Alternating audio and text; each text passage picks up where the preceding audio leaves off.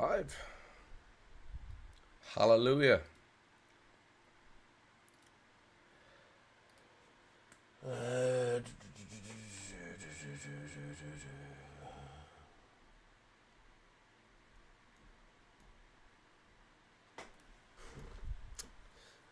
minute I started earlier than I expected it to be, but here ho.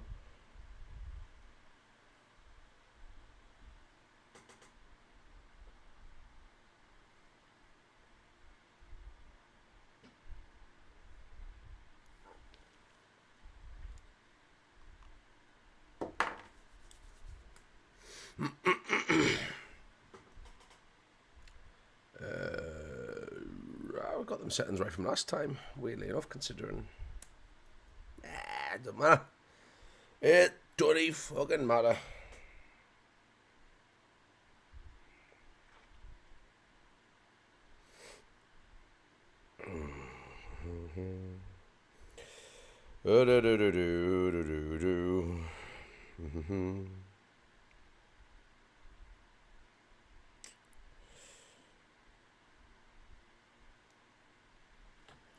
Gonna get the audio kicked back. It don't fucking matter. Yep, that's me. Cool. Nice to know.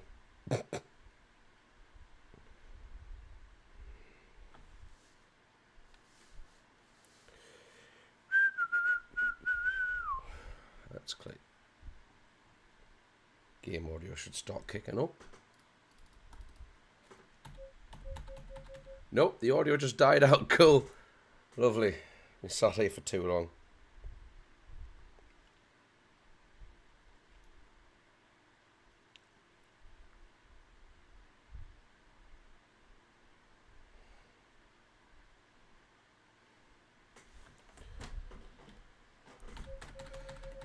Trilby's notes, we did 5 Days of Stranger was the first one. I'm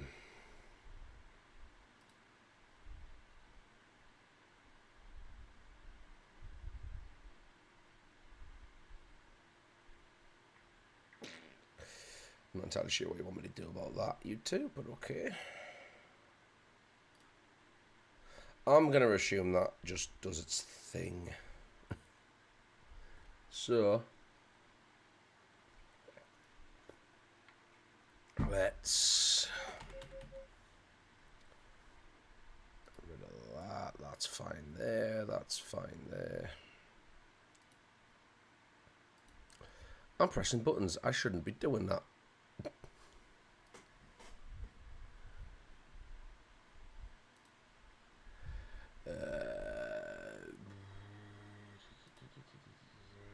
Yeah.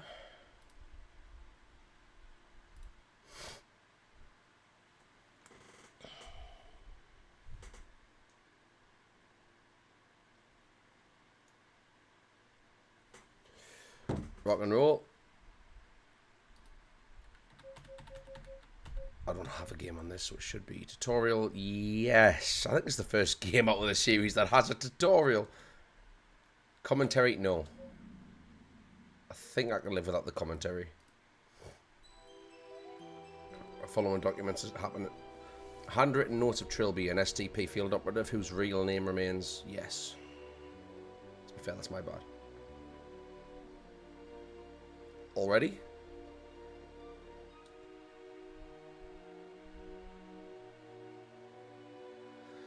That was what I thought as I stood watching the full mana collapse into flame and ash. This is immediately after the first game then. Okay. The ordeal was over. Those 5 days cost us all too much. Philip and AJ paid with their lives. They were the fortunate ones.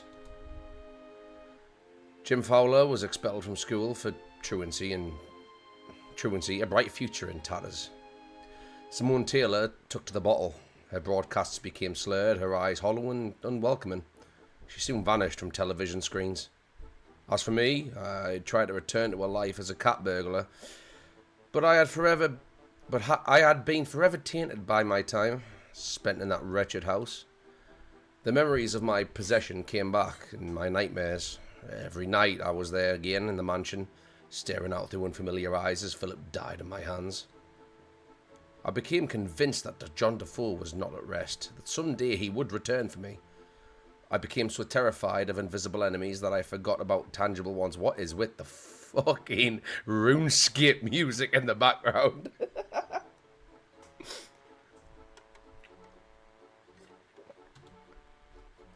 Daily Herald, Trilby Court, infamous thief. I was wanting to read that. Two slow, miserable years after the Defoe Manor, a barrage of truncheon blows taught me a harsh lesson in reality, and I woke up in the kind of filthy cell I assumed would be my new home. But then he came, the man from the government with his nervous smile, offering an alternative. The STP, the Special Talent Project. It hadn't been that much earlier that I would have received... Let me try that again. It hadn't been that much earlier that I would have sooner died than entered in an obligation with anyone, least of all the government. Had Defoe Manor changed me so much? Whatever my reasons, I left my past behind and resolved to give my new superiors nothing to complain about. I spent a year and a half completing assignments, developing contracts, building a reputation. And then the past caught up. In the summer of 1997, I became concerned about Simone Taylor's mental well-being. The papers were reporting her continual breakdown, and she had become a virtual recluse. I had no idea if my appearance would assist or hinder. I had, after all, deliberately allowed her to think me dead. Presumably, she knew differently now, after the media coverage of my arrest, but I would expect her to be bitter about my subterfuge. On balance, I decided that I decided that a meeting with an old friend would most likely be beneficial, and I came to her apartment building on a warm, stormy night, braced myself for the encounter. Used the cursor keys to move, tap once to stop moving, tapped again to stop. Use simple sentences like look or... Ah, yes! I remember now! This wasn't a point and click, this was more of a... When it's visible, you're free to move and issue commands. What do I do next? Yeah, it's a... The original two were point and clicks. This had more of a... What's the word I'm looking for? Sort of like a text-based experience.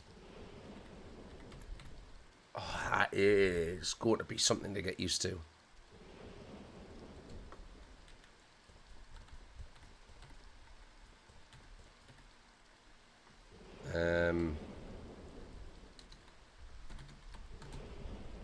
Someone's apartment building was gripped by a thick smell of musty, unwashed carpets. It perplexed me that a celebrity would choose to live in such a torrent accommodation.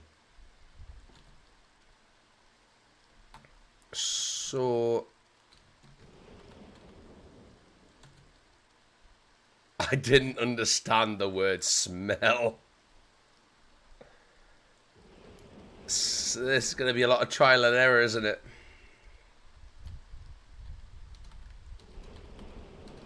Can I spell today? Oh, this game is going to expose me ridiculously bad. Alright. I knock sharply upon someone's door. F3 to recall your last command. Knock again. Receiving no supply. Receiving no supply, I knocked again. Louder.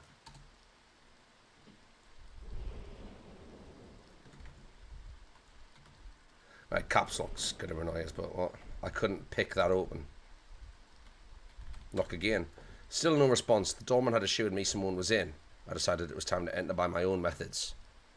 Press tab or type inv to view your inventory. Why is this text so difficult to fucking read? My God.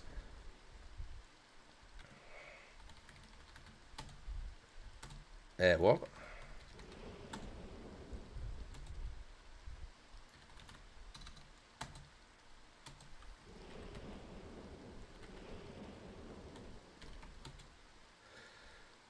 Yeah, I did that.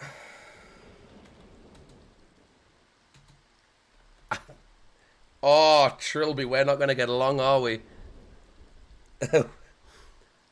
Okay. Okay.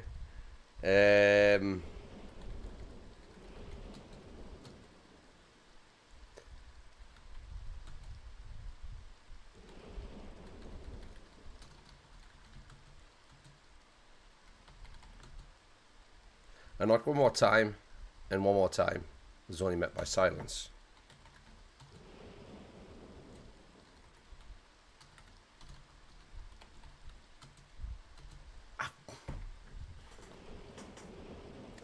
This is gonna be a good hour of trying to open this fucking door.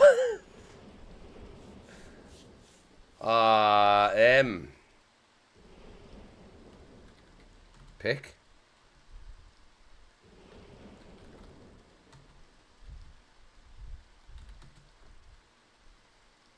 Is it case sensitive? Do I need like...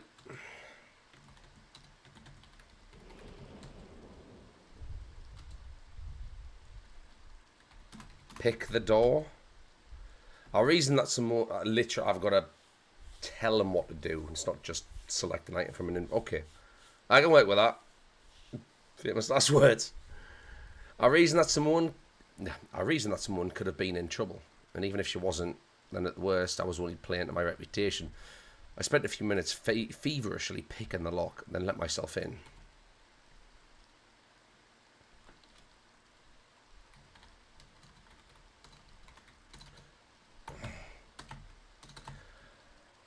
Oh, no.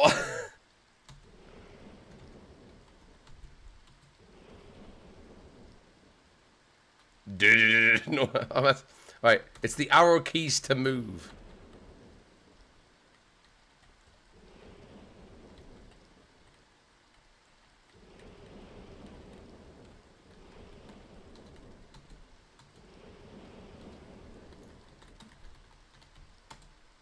I pulled open the blind.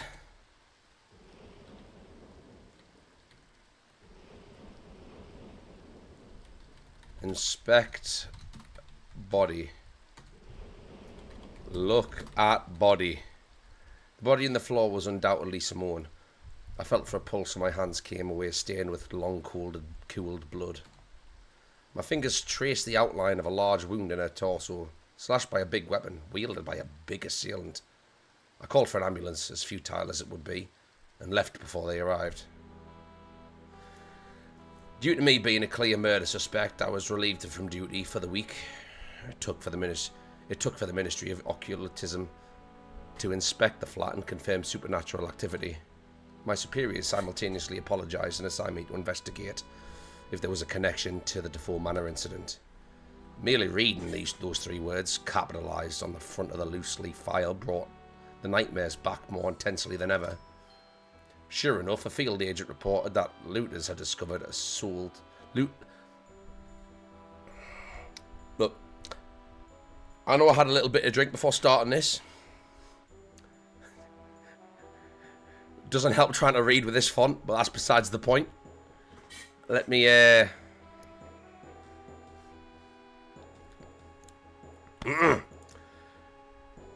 Sure enough, a field agent reported that looters had discovered and sold several artifacts from the mansion, including the wooden idol that housed John Defoe's soul. To my surprise, no murders had been reported or committed by anyone who had come into contact with the accursed trinket. I did not find this reassuring. I quickly advised James Fowler to go into hiding. He was stunned, but agreed. The boy had sense, but still respected my judgment. This done, I began following the idol's trail from the pawn shop it had entered. From the pawn shop it had entered the possession of one Professor Abed Kahal, an authoritative hostet. This ain't just me. An authoritative historian. I was going to read that. Assuming the rule of a scholar of antiques, I booked a room. He booked a room in a hotel, assuming he was an astute something or other of antiques. You get it. You get it.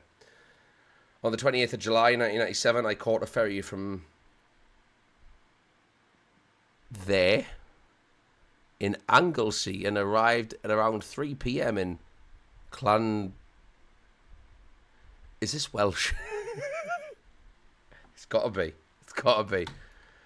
I was gonna read that! Fucking sausage fingers, my god. The Honnebrugge Hotel was in the island centre surrounded by forest. I made my way there on foot.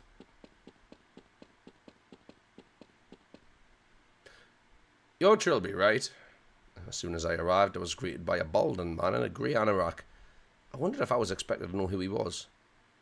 That depends. My name is Lankman. I'm with the Ministry of Occultism. Oh? I thought the Ministry was clear on the fact that I was handling this on my own.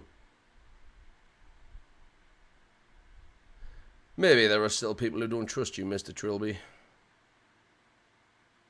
What? I haven't stolen anything since I joined the SDP. Your colourful past is not what concerns my superiors. It hasn't gone unnoticed that your history with the Defoe Wraith influences your psychology. I'm sure you resisted, but it could still cause you to act irrationally, disobey orders. Everyone just feels a little safer with somebody else on the ground. I see. You can rest assured that I will endeavour to maintain absolute professionalism on this assignment. Nevertheless, I have my orders. I would suggest we keep out of each other's way then, and pursue separate investigations. I'm sure I don't want to get mixed up in a reunion. I watched him disappear on the corner of the building. I very much doubted that Lankman and I would become friends. The hotel lobby was a warm welcome. The building was certainly well maintained, and yet there was something about it that nagged at the back of my mind, quickening my pulse. I dismissed the sensation, an act which, in retrospect, I would come to regret. Good evening, Terence Realby. I have... Yes. Yes. Here for the antique fair. We've put you in room 3C on the 3rd floor. If you'd just like to sign the check-in book.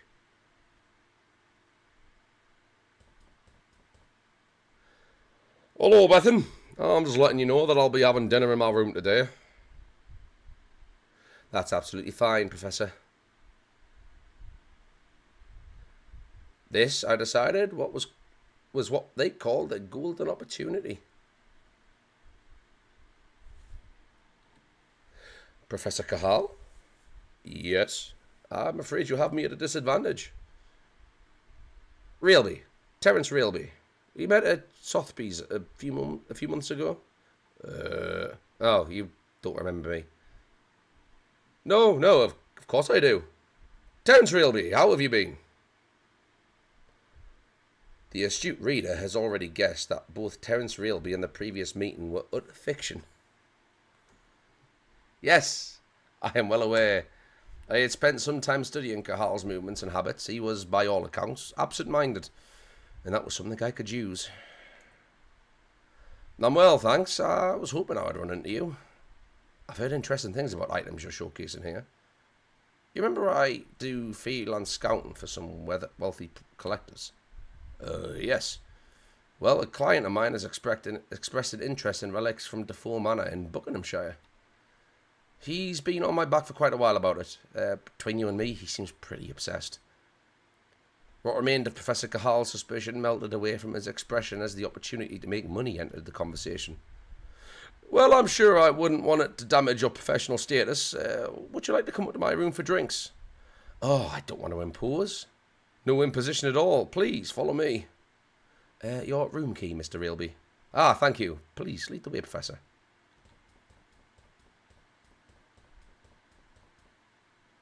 Abed, who's your friend? Let me introduce you. This is my personal assistant, Siobhan. She accompanies me on most excursions. Siobhan, this is Mr. Realby, an old acquaintance. He's looking for information on Defoe Manor artefacts. Oh, really? Him and half the people we meet. What is it about that place? Never underestimate the attraction of a mystery, my dear. Please, take a seat, Terry. I'll be right with you.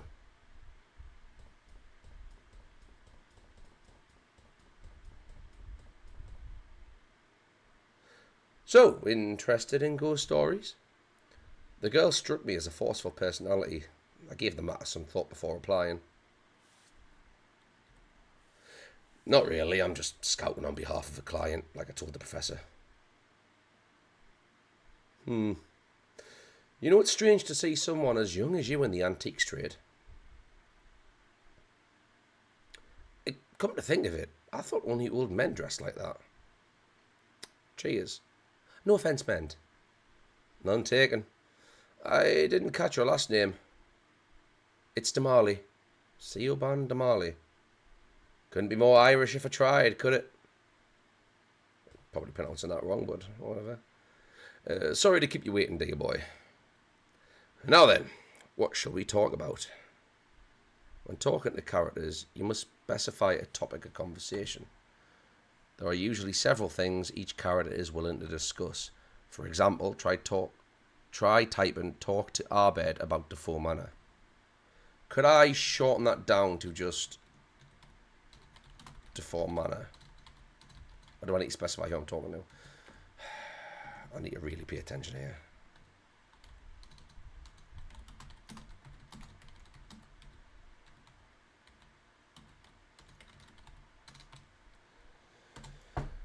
So I understand you came into possession of artifacts from Defoe Manor.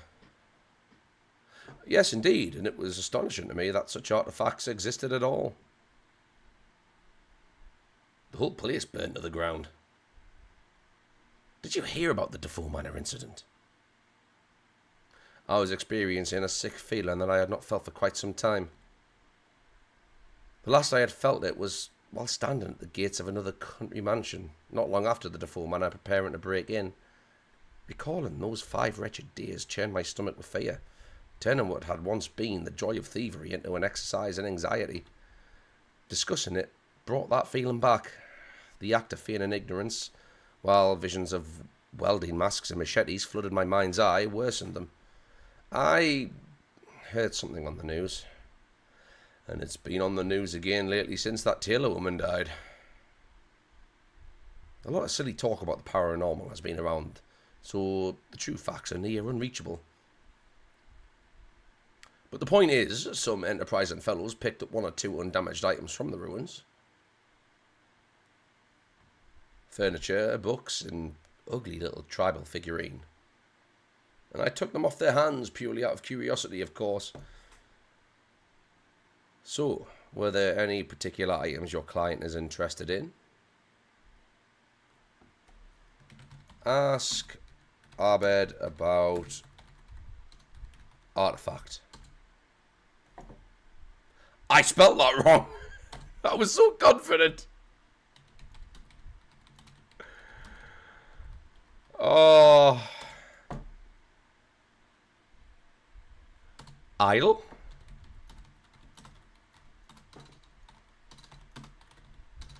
Oh, Mike, this ain't my day, is it? This isn't my day. Tell me, does a huge man in a welder mask and leather apron mean anything to you? Not really, should it? Never mind. It's a small African figurine my client wants me to look into. Resembling a rather ugly tribal god. That old thing? Honestly, despite its age, it's virtually valueless. That's what I said, but my client is very insistent.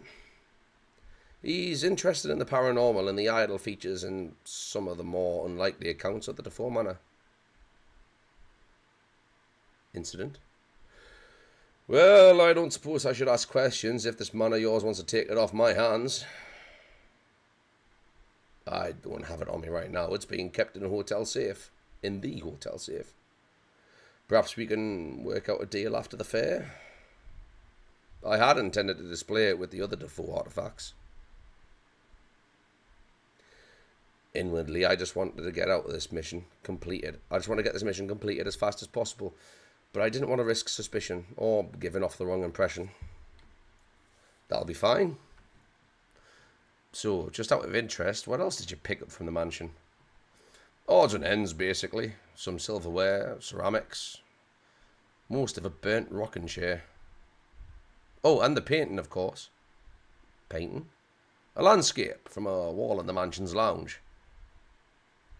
Of little artistic value, but the artist features prominently in Defoe Manor's colourful history. Is that the one with Matthew Defoe? That's him, yes. Bethan. She runs the hotel and she asks if anybody could display it in the lobby. She asks if you could display it in the lobby. Instantly, I recalled the sick feeling I had felt in the lobby. I had seen the painting, but had paid a little heed. I didn't notice it myself. Is that the painting? There's two paintings I can remember. You've got... He said landscape, didn't he? So it's not the portrait of the man. It's the one of the hill with the figure in the background. Or the figure kept disappearing on different days. If that's what I'm thinking of. Because I could only remember two paintings. Oh. Are you alright, Mr. Trilby? You've gone rather pale. What? Oh, I'm sorry. I was just distracted by my thoughts for a moment. Lost in history, hey? Something like that. Mr. Trilby, what the hell was that? What the hell was what? You were just sitting there and then you went stiff like you'd seen a ghost. You didn't see it? See what, Mr. Trilby? I'm sorry, I have to go. Something's wrong. Oh, well, we won't keep you then. We'll see you later. Maybe. My head was spinning and a sudden nausea churned in my gut. The world seemed to be pulsating, the corners of the room wavering like a heat is.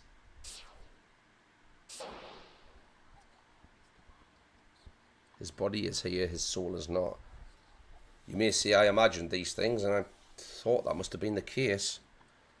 Was I going out of my mind? Was the hotel really changing into some nightmarish twin? Was I the only one who could see it? If I was hallucinating, it was too complex. The harsh wooden floor beneath my feet felt real enough. The horrendous stench of rotten flesh that had reached my nostrils could not have been conjured by my imagination. I decided I'd... This is going to be a reoccurring thing, isn't it? I decided I had to find John Defoe's idol as soon as possible. If not that, then at least the painting Cahalan mentioned. I was convinced that some connection lay between Defoe Manor and this sudden madness.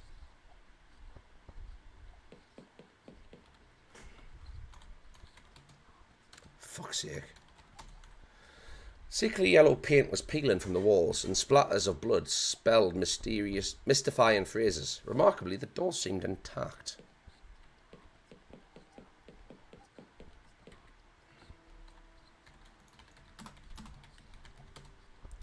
The panes were cracked and bloodstained, and wooden boards blocked the view, apparently nailed haphazardly on from the outside.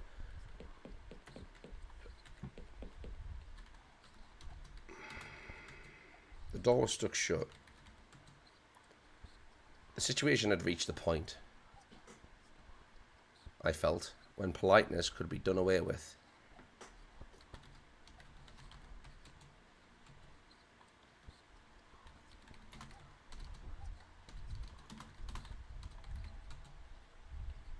I couldn't insert a pick. The lock appeared to have collapsed.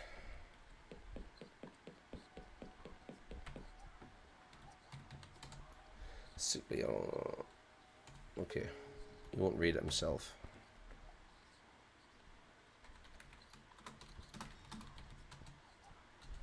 Okay. That's a lot of whispering.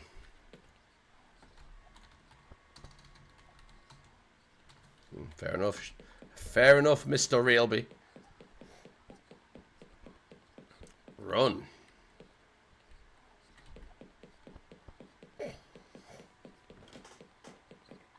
Oh, and I'm going to have a look at that painting. If it's the one I'm thinking of.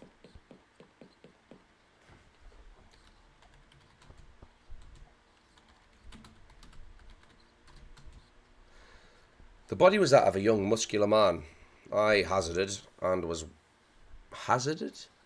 wearing some kind of old-fashioned military uniform, complete with blue tunic and riding boots. More to the point, his head was missing, and his hands were worn down to bloody wads of flesh and bone.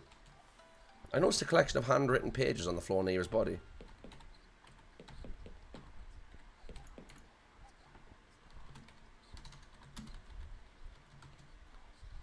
They appear to be entries from a diary.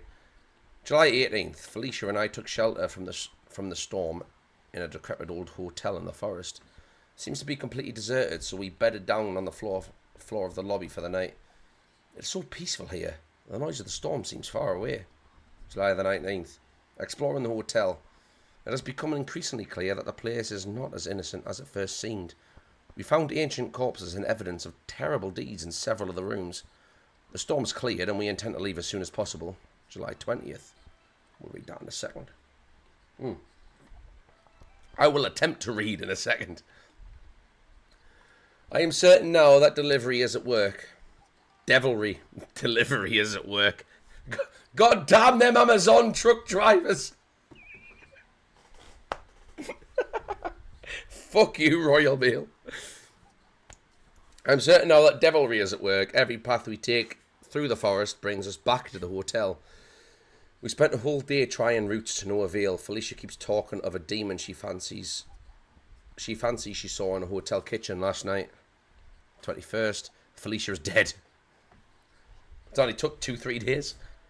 I was too late to help her. I saw her murder her, just as she did. Perhaps I will be next. I'm beginning to understand.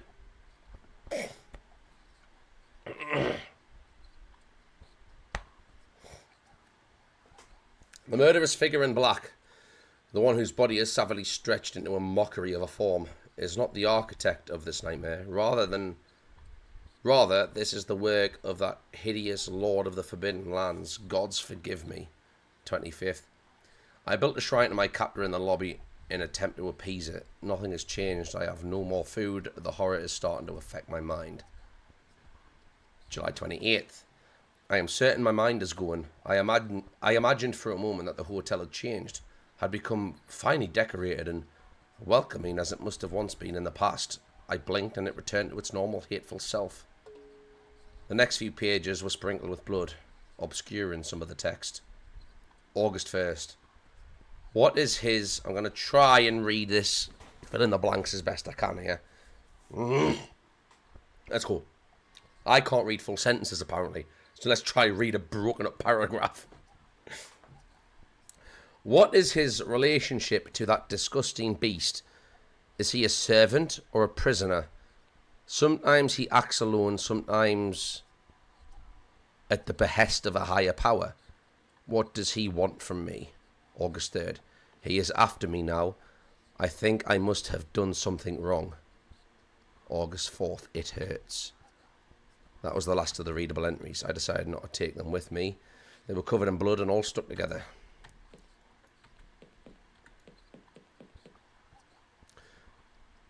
I thought that was the front door.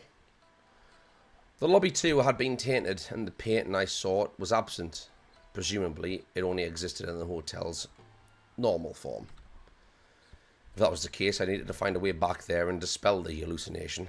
Or dispel the hallucination, if this truly was all in my mind. At this stage, I was beginning to wonder if this was really all John Defoe's doing, but it didn't seem his style somehow. But what other evil could possibly be the culprit?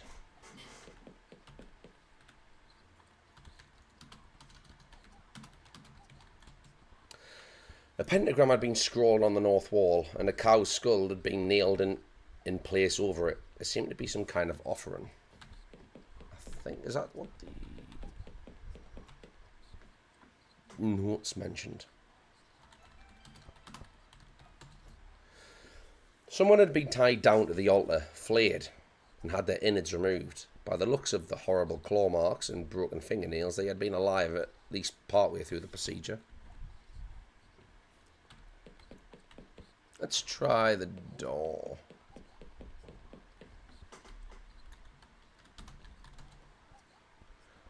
Ah, we can. The hotel's exterior was as corrupted as its interior. The ground beneath my feet was hard, red and gritty, like desiccated clay.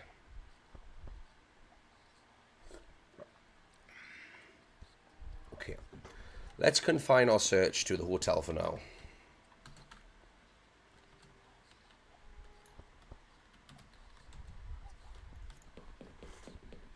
That whispering is very prevalent.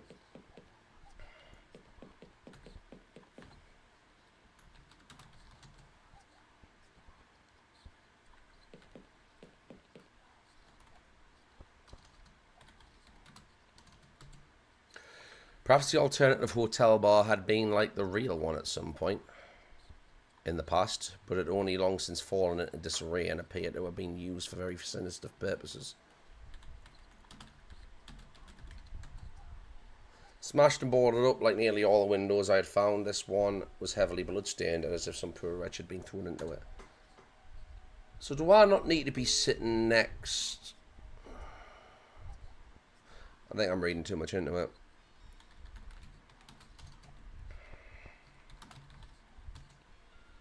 I stared blankly.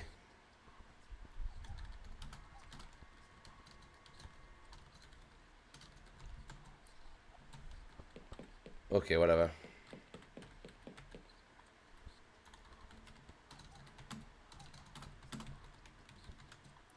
It appeared to be damaged, with the front plate ajar and frayed wires emerging from the rear. Strangely, though, the screen was active and flashing blankly.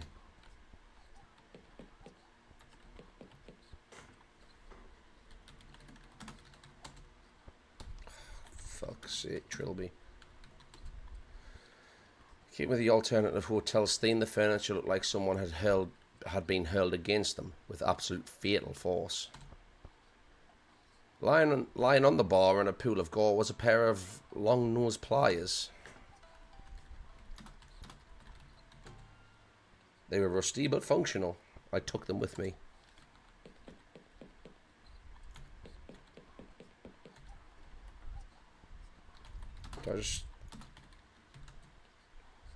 That might have been made sense in another time and place, but not then.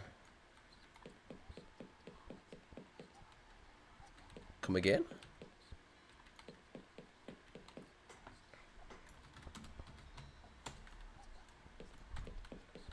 Interesting.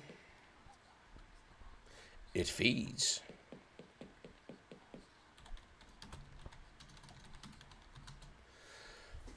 There were 4 doors, none of which seemed inviting. One to the east led back to the hallway. One to the west leading to the kitchen. Onto some kind of unisex bathroom. One to some kind of unisex bathroom, and another large one that someone had boarded up. Some kind of flayed corpse was nailed onto the place over the door to the toilet, blocking the way. Thou shalt not shit.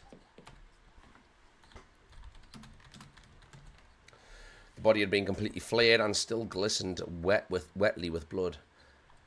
The hands and one of the feet were held in place around the door with 6-inch nails. Can I use the pliers to pull the nails out?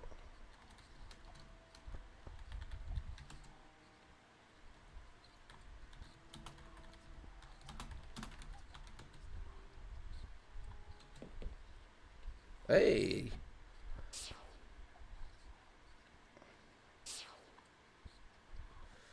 Okay. Before I go in there,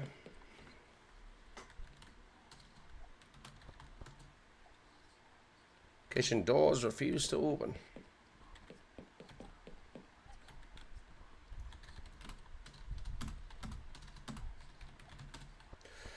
The tables were universally hidden under tablecloths, yellowed and stinking with age. There was a plate of rancid meat on the centre one, adding its evil stench to the air. Do I still have the pliers? No, I do not.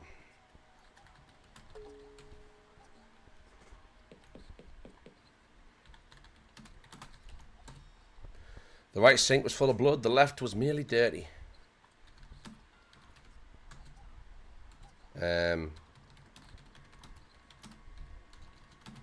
Wash face and sink.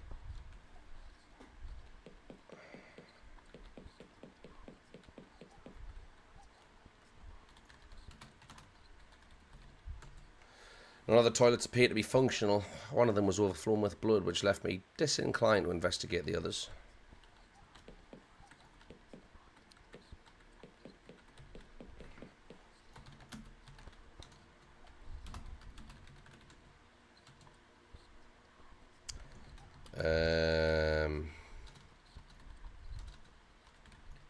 Splash water.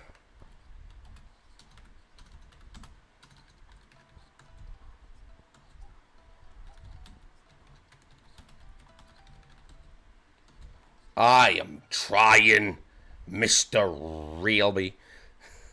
You are not very cooperative, are you? Use. Turn on sink. Experimentally, I turned on one of the taps, but the only response was a metallic groan from somewhere underfoot. I swiftly turned it off again. The cracks and stain twisted the reflection into something. My reflection into something most unpleasing. Okay. So.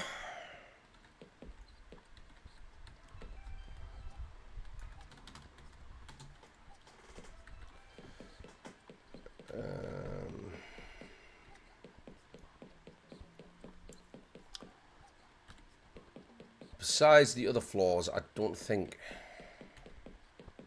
there's a reason to search them quite yet. The office door was locked. Okay.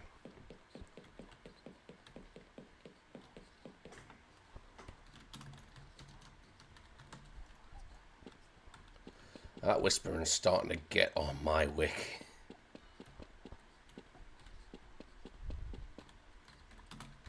Look at great.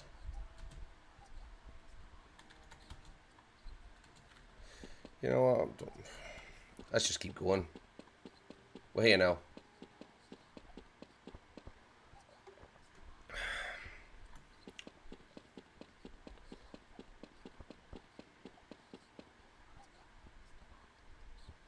I'm back here.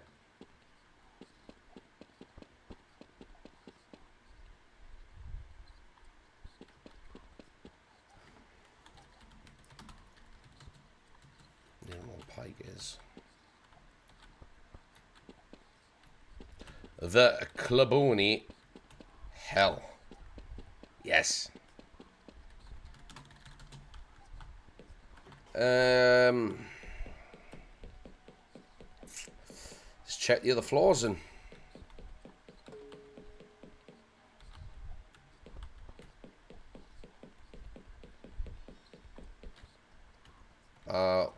wish there was a faster way to make this man run.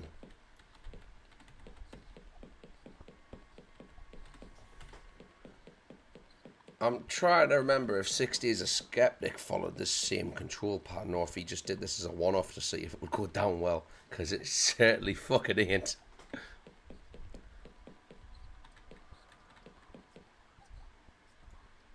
Right, we came from here. My room was 3C? I think it was 3C.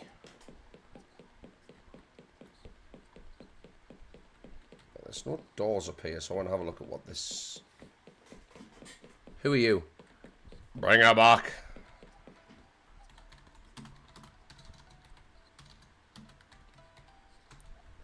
It looked like some kind of porcelain mannequin, but with its bits missing. I couldn't see how it was attached to the wall.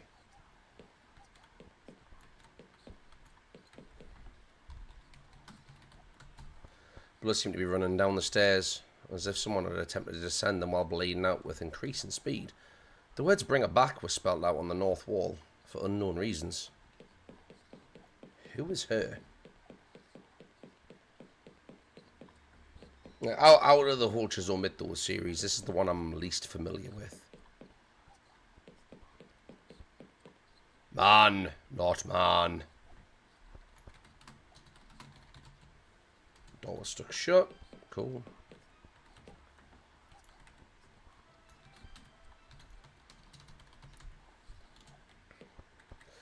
That should be my room.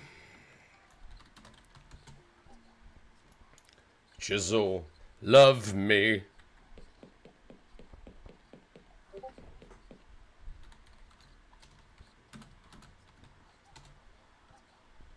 Bloodstained stone. Oh, let the audio bug out for 2 seconds.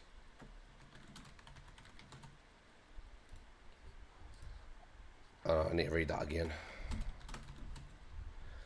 A bloodstained stone altar replaced the bed.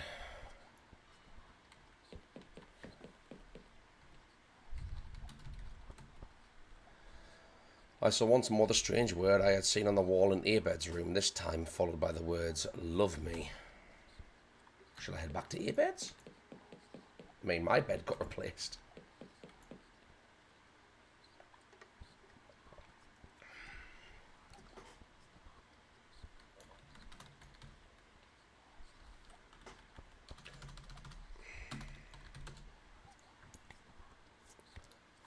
I don't know if my fingers are working properly.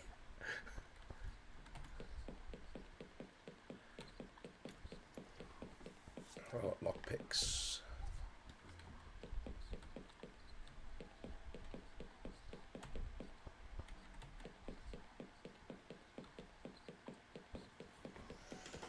Did I try all the doors? I'll try to go back into Abed's room, see if that wins me anything.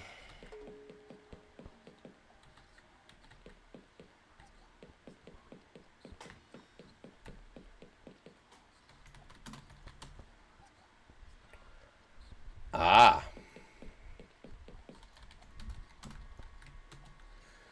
The sofa was a rotten green colour, and some kind of sharp weapon had created a slash right across the fetid cushions.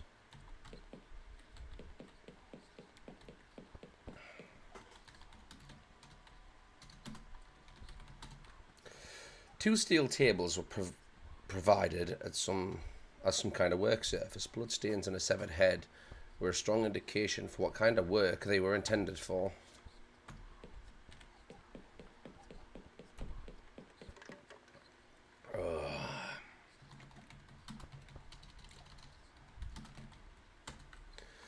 Blood was everywhere. On the north wall it had been used to spell out a word I could neither recognise nor pronounce. Chzo, I'd imagine. Or Zoo. I mean, Trilby. Sorry, Mr. Realby. I understand with English and pronunciation words aren't exactly our strong suit right now. However, in the situation you're in, I assume you could at least hazard a guess.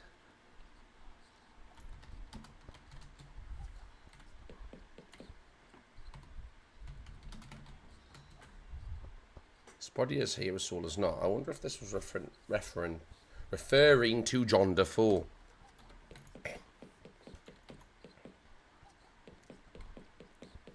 What I should have done, I should have bought an actual Trilby hat to play this game. I feel like that would have got me in his head a little bit better.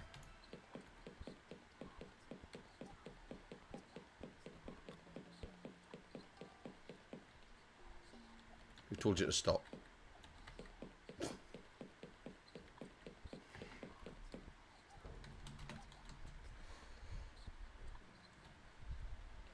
He spent his last few moments of life making graffiti. Was he responsible for all the messages I had read so far? I don't know.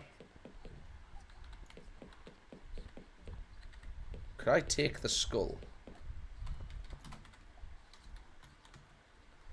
I opted to leave it alone. Perhaps it was all that perhaps it was all that prevented my destruction at the hands of a restless devils.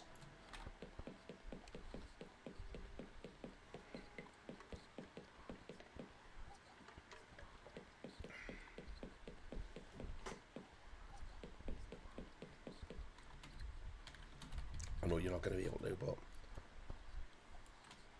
some kind of tool had to be required.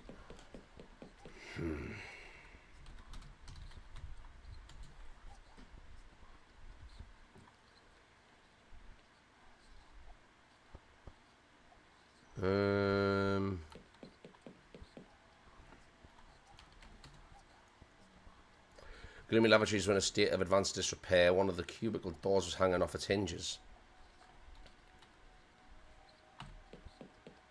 Could I remove the door?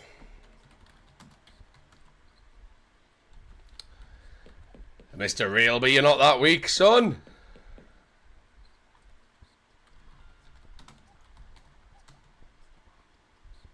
He's not a violent man, is he?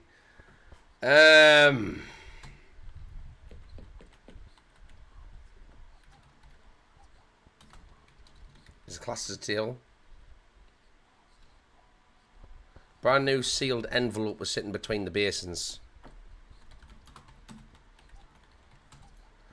Baffled, I took the envelope.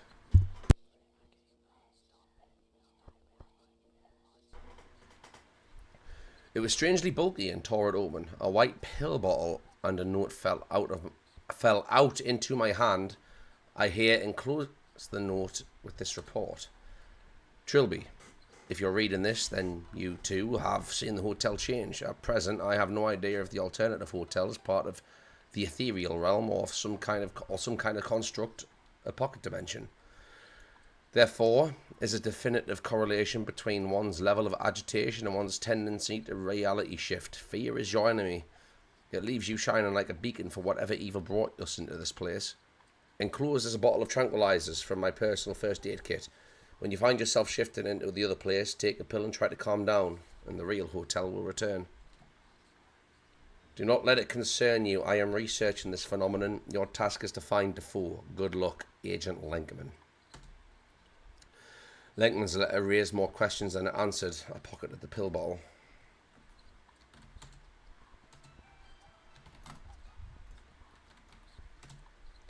Hesitantly, I tipped the tranquilizer into my palm and swallowed it without water. It quickly took effect. I felt the anxiety lift from the pit of my stomach, and my distant surroundings seemed far less imposing.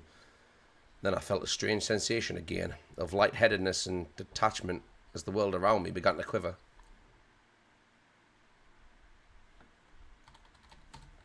Toilets were so clean and well maintained that the very tiles of the floor seemed to glow with luminescence. The mirror above the counter was spotless and crystal clear. I seemed somewhat pale, but otherwise fine.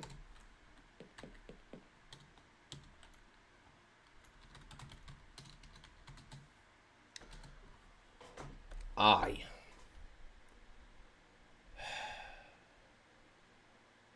What is wrong with me? What the fuck is wrong with me? Oh, my guy.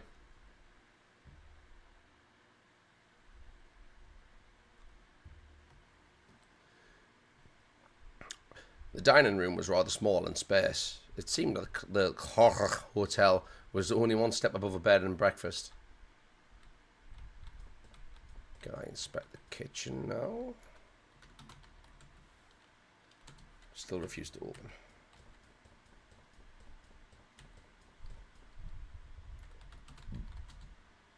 Appeared to be... Ugh. Cheers. Appeared to be locked by a deadbolt on the other side. Check the break room.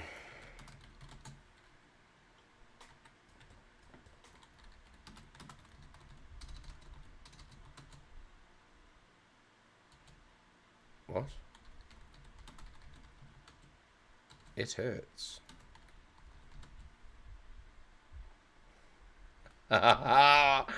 Okay. Okay, that was pretty freaky. Okay, I'll give you that.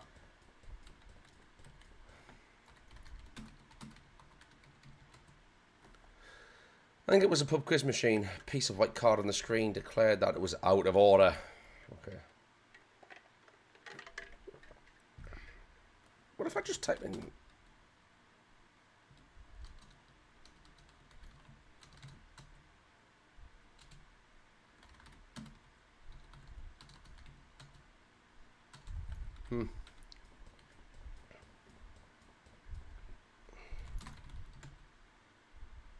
Ah, it only happens there. Okay.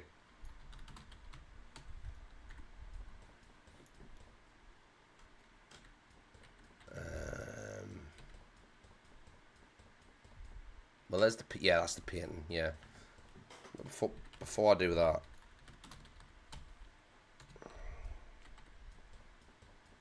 I want to have a quick check just on the off chance there's something up here.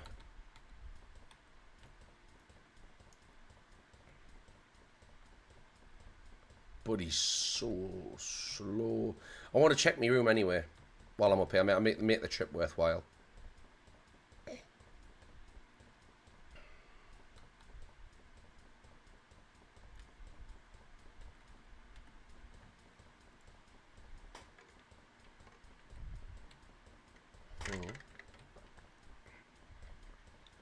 roof.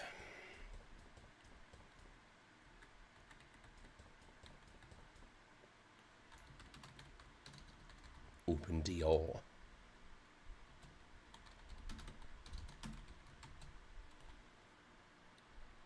An open doorway was the only exit besides the stack. Okay.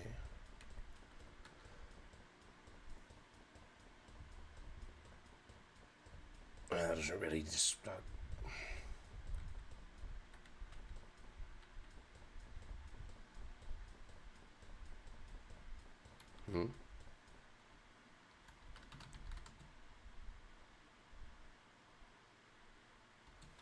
Like a fire escape, I'm guessing.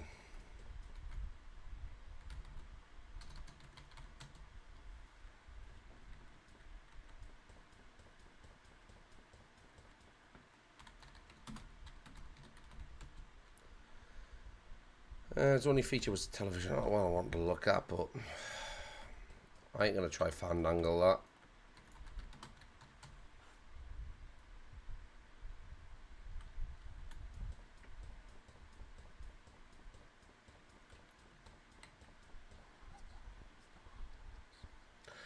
We're back here again.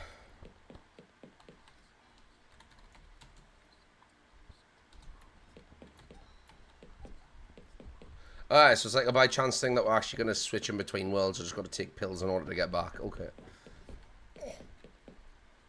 That's cool. A little bit annoying, but it's cool.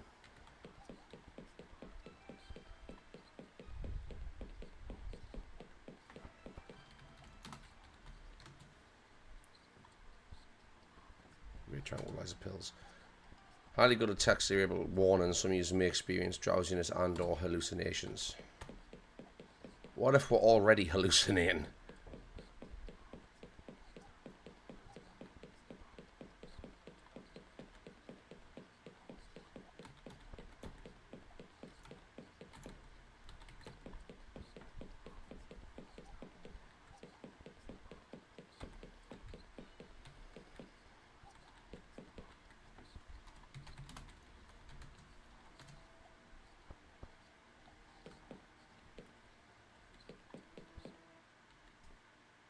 I'm back.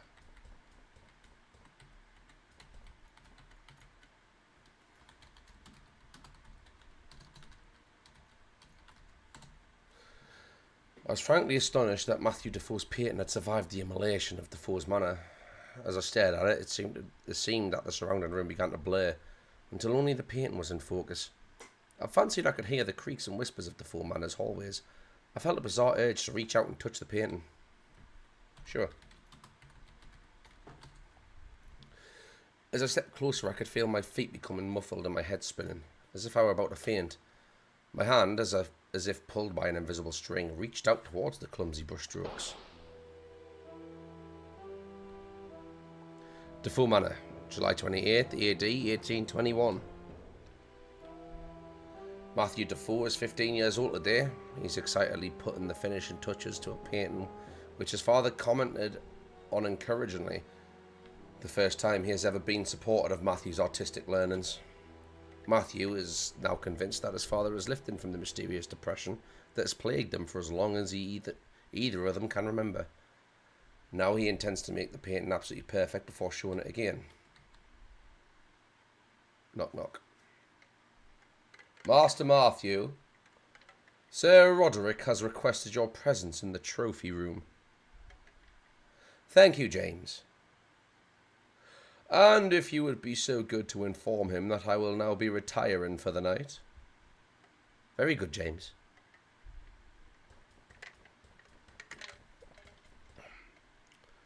Ah, there you are, boy. Let me introduce my son, Matthew. Hello. This is my friend, Mr. Smith. He's an expert on African tribal art. Well, just a scholar. Hardly even that. Just someone with an interest in the subject.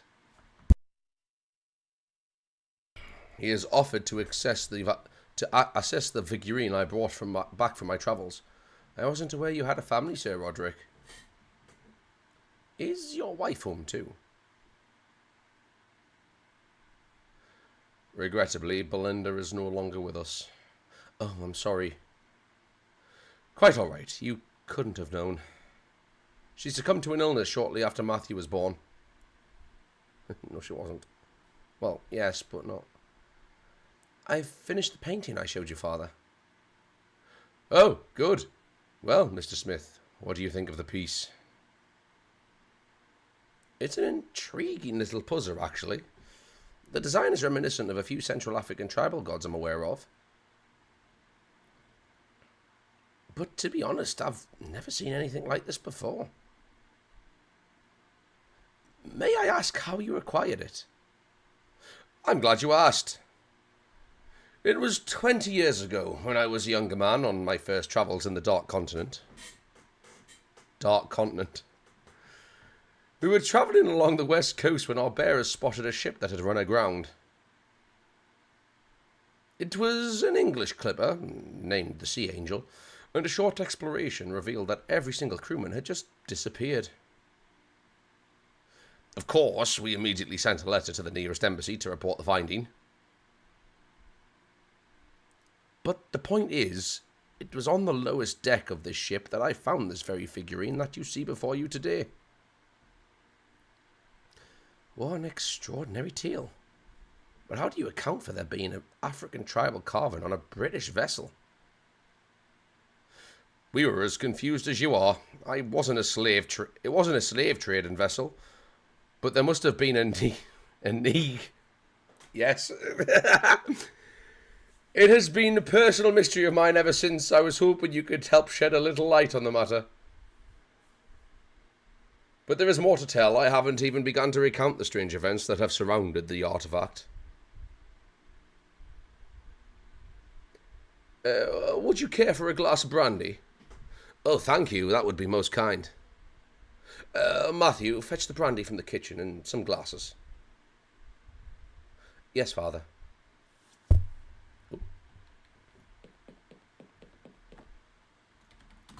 I'm just going to ignore that happened. I mean, I think we got away with Trilby calling the other son retarded in the first game.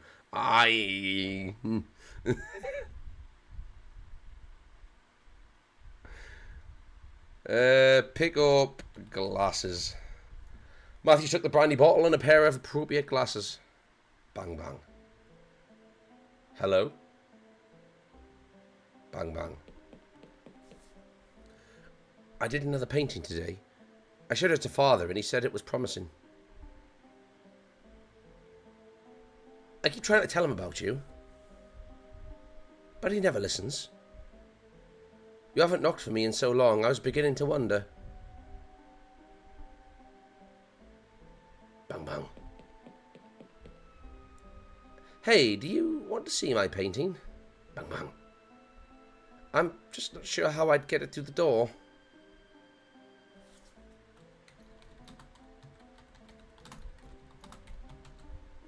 I'm pushing the painting under your door, okay? Just give it back when you're finished. How dare you, sir? You intrude on my hospitality and insult my judgment. That's Father. Get out of my house, you worm. I'd better see what's the matter.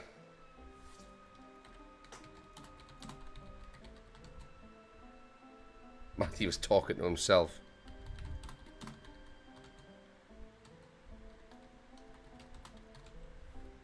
The door's locked as always.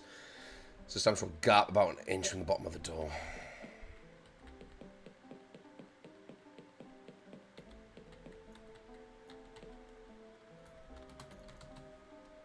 Father?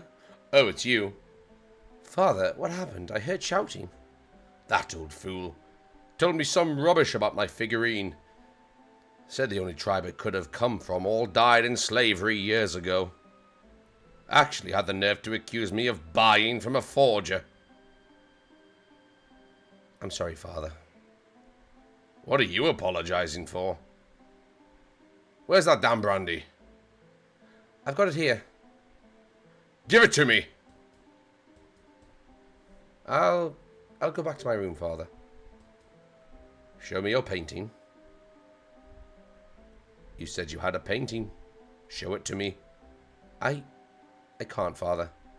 And why not? Because... Come on, why not? Out with it! Because I gave it to the boy behind the door.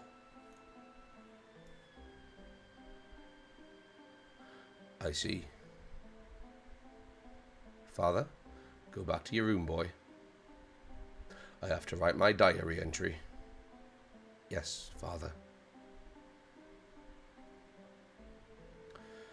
An hour of silence passed, and Matthew grew concerned about his father.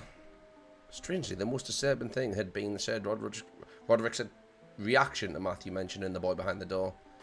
In the past, raising this had usually provoked a violent rage or an instant flat-out denial. Matthew wondered what sort of anxiety was going through his father's mind. Smash. What was that? Father, what are you doing?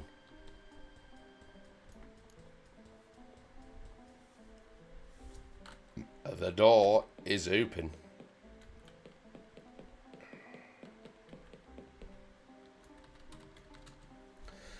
Matthew was confused by his own reluctance. He had longed to see what was behind the door, beyond this door his entire life, but now given the chance, he was struck with fear. He peered cautiously through and saw a set of rough stone steps leading down to some kind of basement. I should have done this the moment you came into this world, demon child. May God forgive me for having a part in your creation. Father, what are you doing?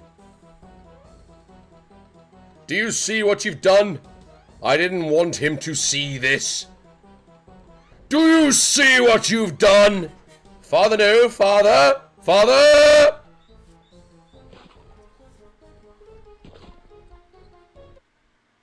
Boo! Ah! My apologies, dear boy, but I couldn't resist. You look so lost in that painting, I don't think you even saw me come in. What? Is everything all right, Terry? Yes, everything's fine. I just, for a moment there, I thought I saw... Never mind. Seobon and I were talking about you after you ran out of the room. I said you seemed like something was making you terribly anxious. Frankly, I think that's still the case. I'm okay, really, I am. Well, if you're sure. I was certain my mind was not playing tricks on me. I had been back there in the Defoe manor, looking through the eyes of Matthew Defoe. I had seen the events that had created John Defoe. I saw his death at the hands of Sir Roderick. That terrible violent end that would bring him back as that awful wraith. But somehow, seeing that event, it was clear to me that there was something more to his... Oh, I'm having a stroke. It was clear to me that there was more to this than the ghost of one retarded youth. Trilby, my mad doesn't give a fuck. Ghost of one retarded youth, that there had been something very wrong about the idol, even before it was used to destroy John Defoe. A name stood out in memory, the Sea Angel, the name of the ship on which Sir Roderick had found the figurine. I now had a lead. Professor, do you know anything about a ship called the Sea Angel? You know, it's funny you should mention that name. There's a really old wooden chisel among the Defoe Manor artifacts. And the words Sea Angel are carved into the handle. Where is this chisel? Out on display on the convention hall, next to the dining room. What's this all about, Terry? Oh, it's nothing. It's just a little side project my clients wanted me to get into. Thank you for your help. No problem. Take care of yourself. See you, Terry. No, I'm Terry. See you, Mr. Man.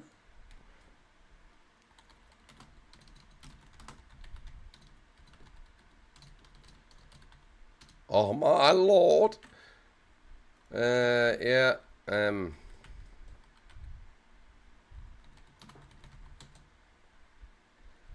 It was a page from a religious book I wasn't familiar with. I here enclose it with these notes. Victim 5, the child. 1. The fifth man who desired judgment was the child, whose father held the carving of the slave The prince came to him, and he was once rightly pleased with what he had found, for the house of the child and his father already knew well the name of the king. And as the prince watched, the child was thrown down by his father and broken with the wood of the prince's soul. But as the child's body, mind, and soul began to drift apart, the prince held them together, and he said, "You are the child, and to you I grant power, for I see in you the potential that will grant my father, the king, his greatest wish. You shall be not the land of technology, nor the realm of magic, but of both, and thus you shall form the bridge."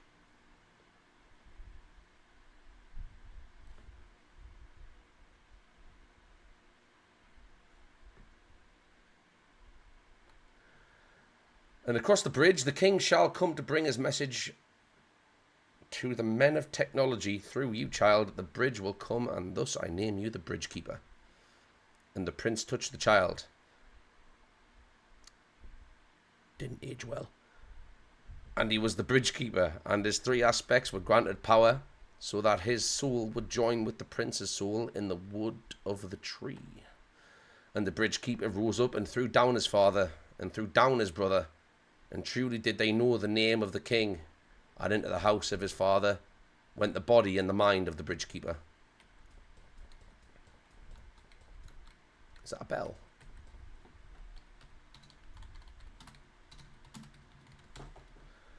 The reception desk with cheap pine, blah, blah, blah, blah. Someone appeared to have left a matchbox on the desktop. Take matchbox.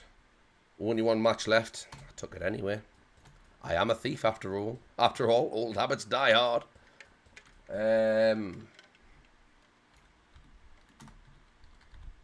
Quick check here. Nothing looks new.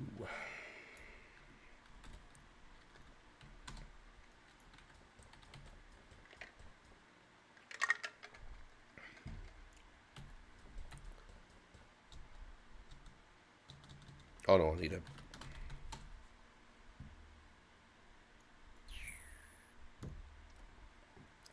It appeared to be locked.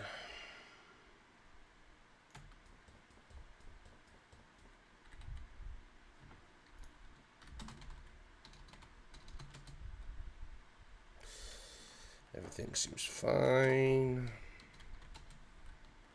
Might check the outside in the normal world just to get a glimpse of what's going on, or what it looks like at least. Matchbox.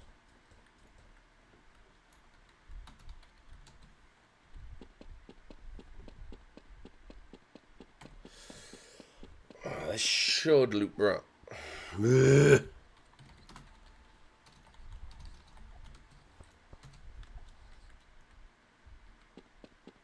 Okay.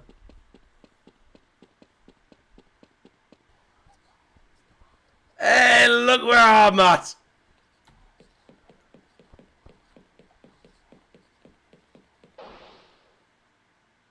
Oh, you pulled me out there pretty quick, didn't you? Oh, that was cool. No, I like that. That was pretty cool. Okay. So Trilby sort of flashing back and forwards time.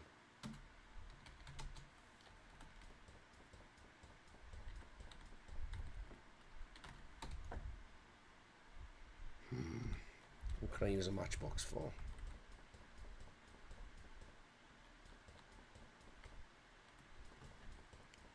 What could I use a matchbox for?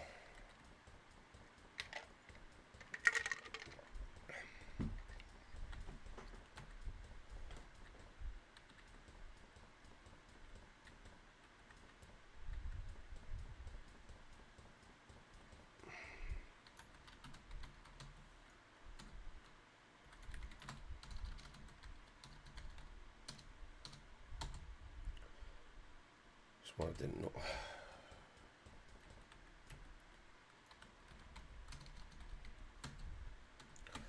No apply. Let's just start knocking on doors.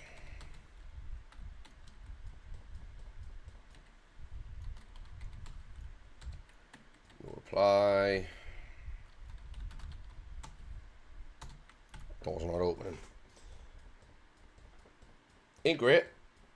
It ain't great. You're back here again.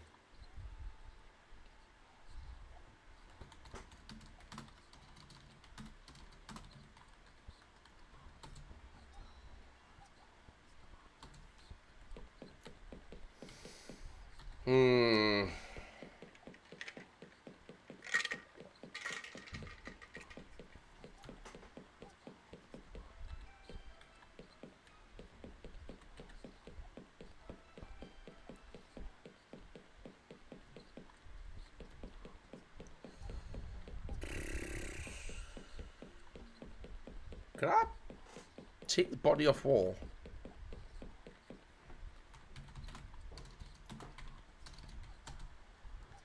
Stuck to the wall, and besides I don't want to carry that around.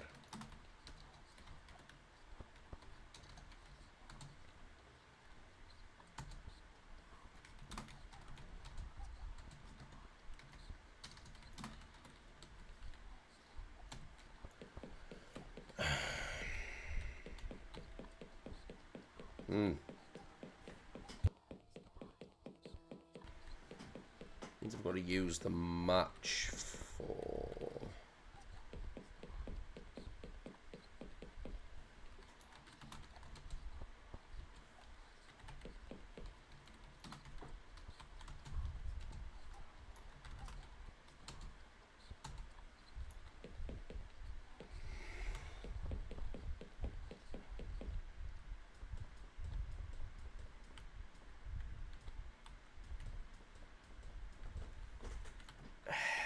It's the best I go and ask people.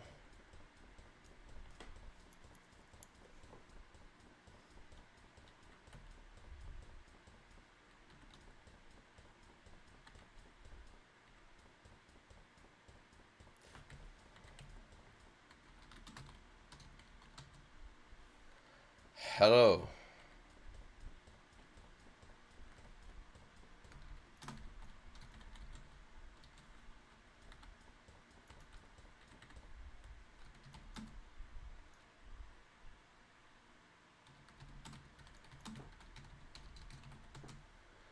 Could you repeat what you said to me about the Sea Angel?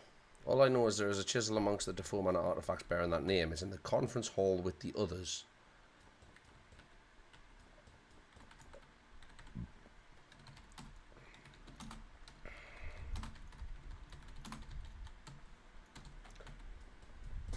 My man!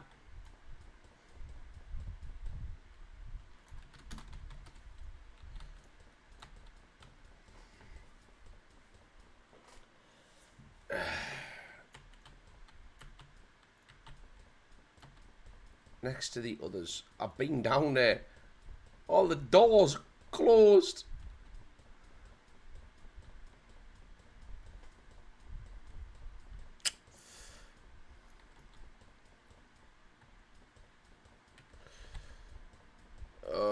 That's the worst part about these, isn't it?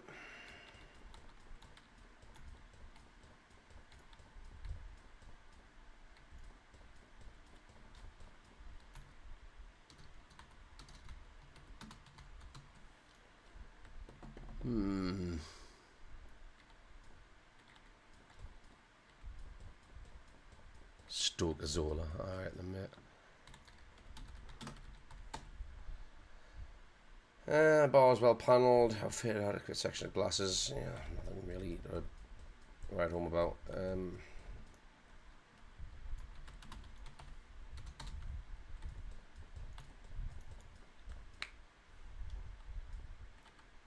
Wait, can I just actually lock that? Pick lock that.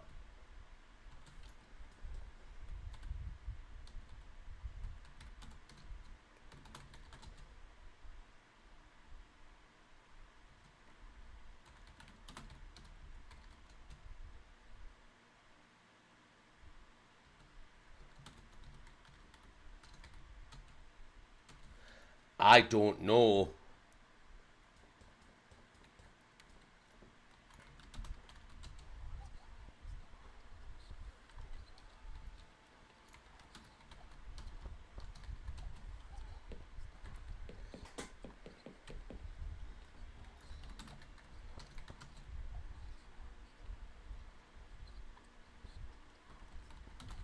Pull boards.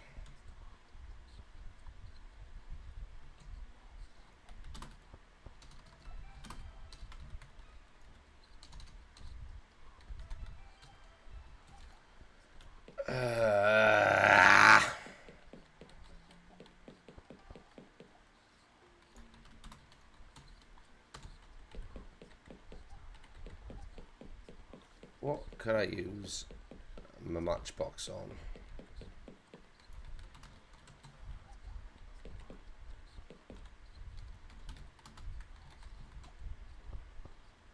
Portrait of the strange masked man I had glimpsed of in the hotel. The middle poster was blank and the third one was smashed.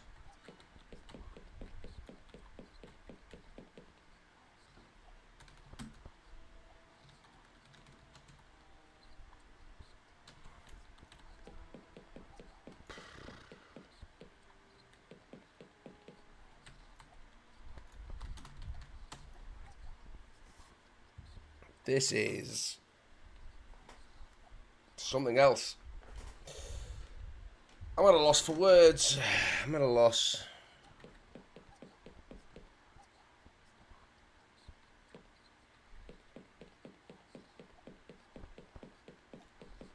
Dare I check outside?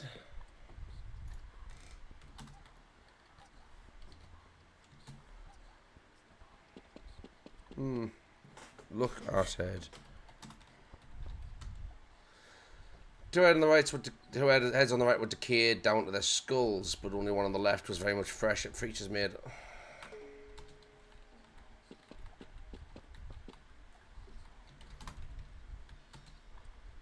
I was loath to even go near them, as I speak to it from head length.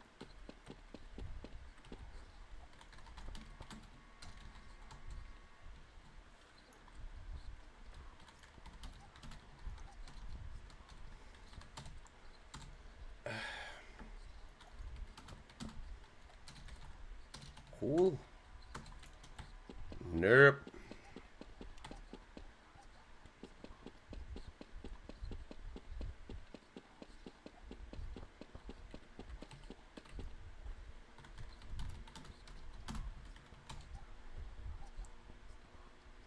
Not holes in the fence.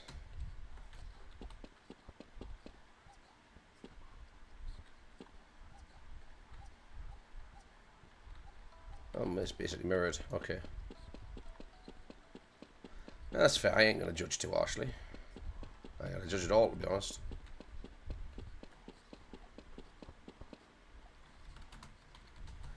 That's what I was gonna ask.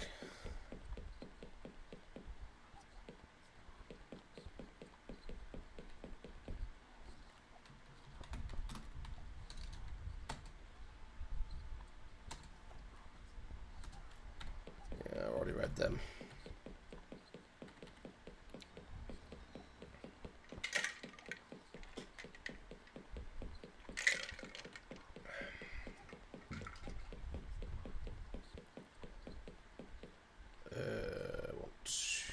Yes.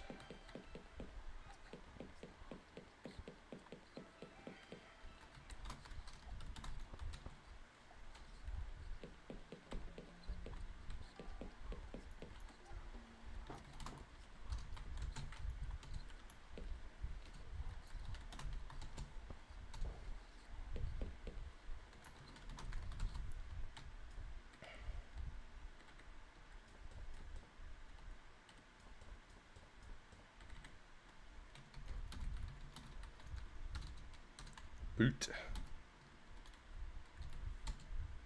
Where is Seaborn, Professor? Said she was going out for a walk outside. Okay. That's a lead? Question mark.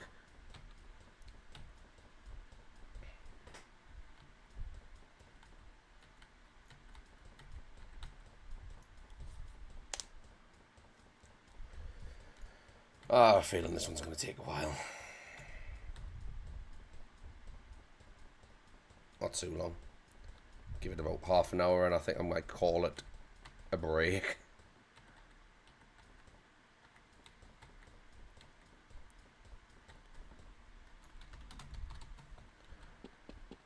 Huh.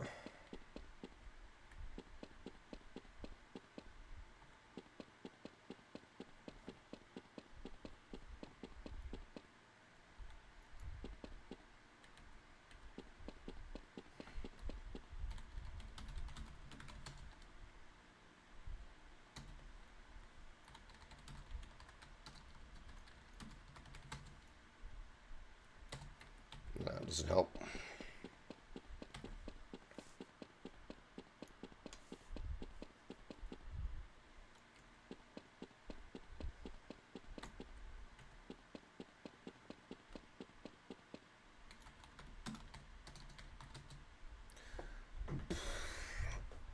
Wait, was the office locked or was that just stuck?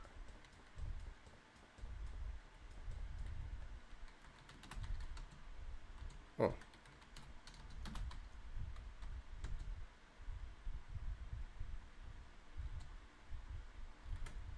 Cool. Nice.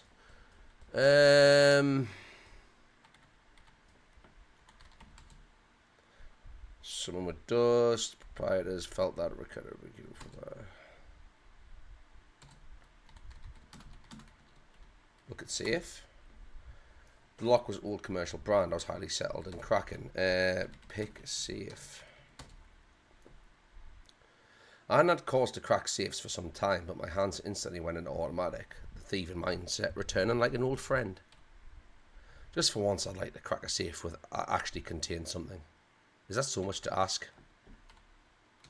Was it empty?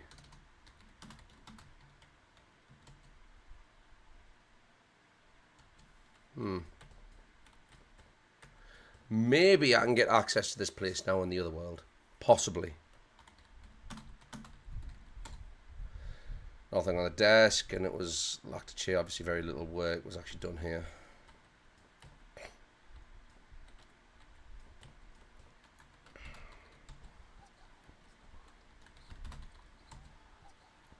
Ha ha ha ha!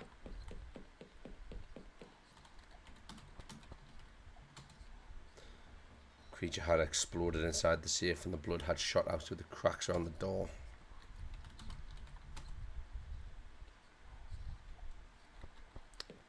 Really?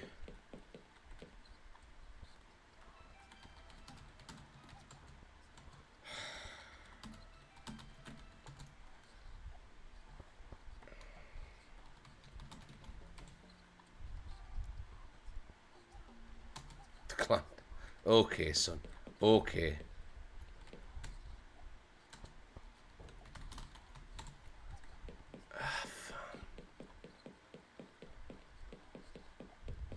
That doesn't help.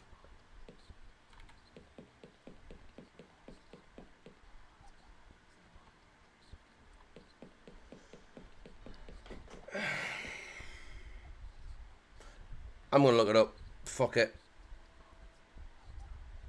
It's always been the downside with these fucking games. They're ridiculous. They're relentless.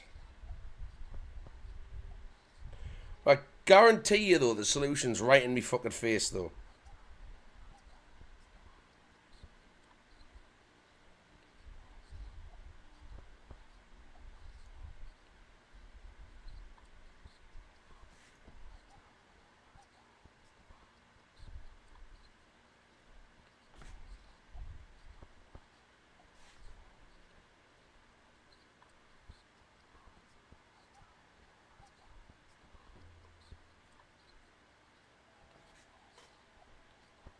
This be honestly, man. That's better.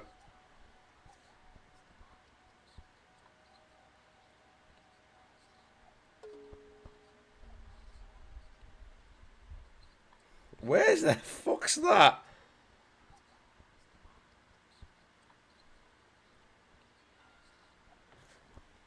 Ah, no, I would have fucking gotten that. Okay, hold on.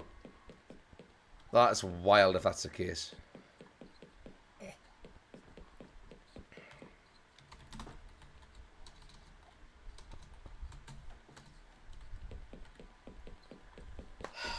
Honestly.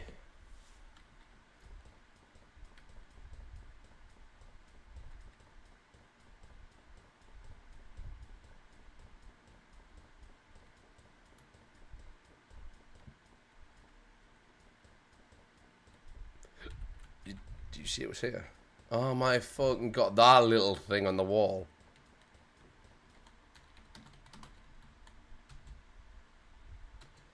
Oh, fuck's sake.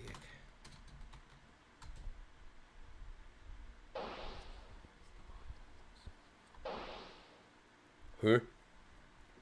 Click. Okay. I wouldn't have got that. I would not have got that.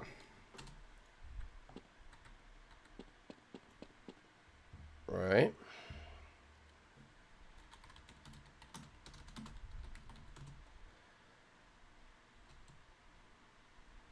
Take the. I know what to do with the crowbar.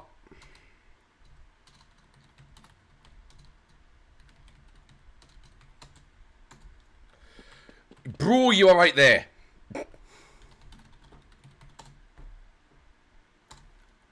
Perhaps it could serve a purpose. You don't fucking say.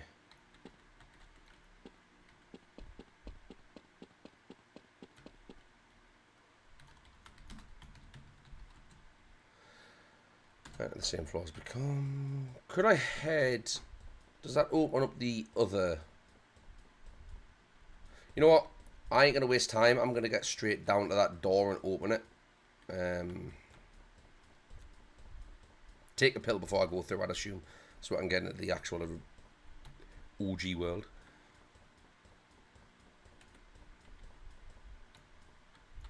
Come on.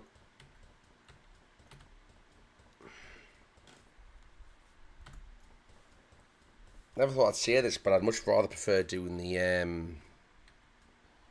there it is, the old point and click style. Crowbars are you all? I doubt it possessed necessary strength to do that. Why? Why?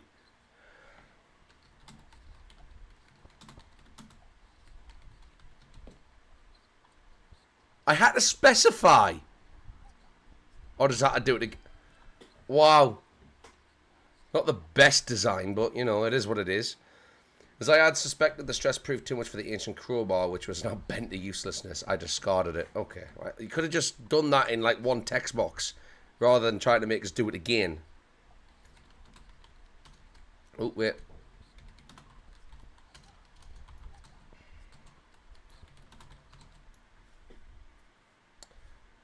And I said, hey.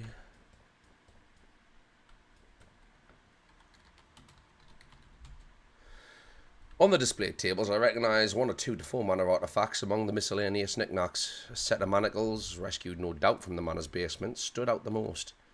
I spotted the chisel the professor had mentioned next to the pile of books on the north table. Let's touch the chisel. Oh, fuck's sake. Oh, my lord. A loud buzzing played in my ears, and my vision began to cloud as I reached over and laid my hand upon the tool. Okay. Somewhere in the Atlantic, July 25th, AD 1789. Mabuta had been a great warrior. In battle, his skill was thought unmatched in all of Africa. He had respect, a great house, a slew of beautiful women, children to make any father proud. But through just one mistake, it had all been torn away. His mistake was in standing by his beloved king when the invaders from the coastal kingdom arrived. Now his great house was ruined, his women raped, his children murdered. For Mabuta, look, I don't even speak my own language very decently, never mind foreign names. The worst fate of all, sold to the white men in exchange for weapons, shackled with his fellows in the hold of a slave ship. Mbuta, I'm going to say Mbuta. Seems close enough. Mbuta was strong, perhaps he could have lived as a slave, but then came the sickness. A simple fever, no doubt, to be gone the next day, but the white men took no chances and threw him overboard.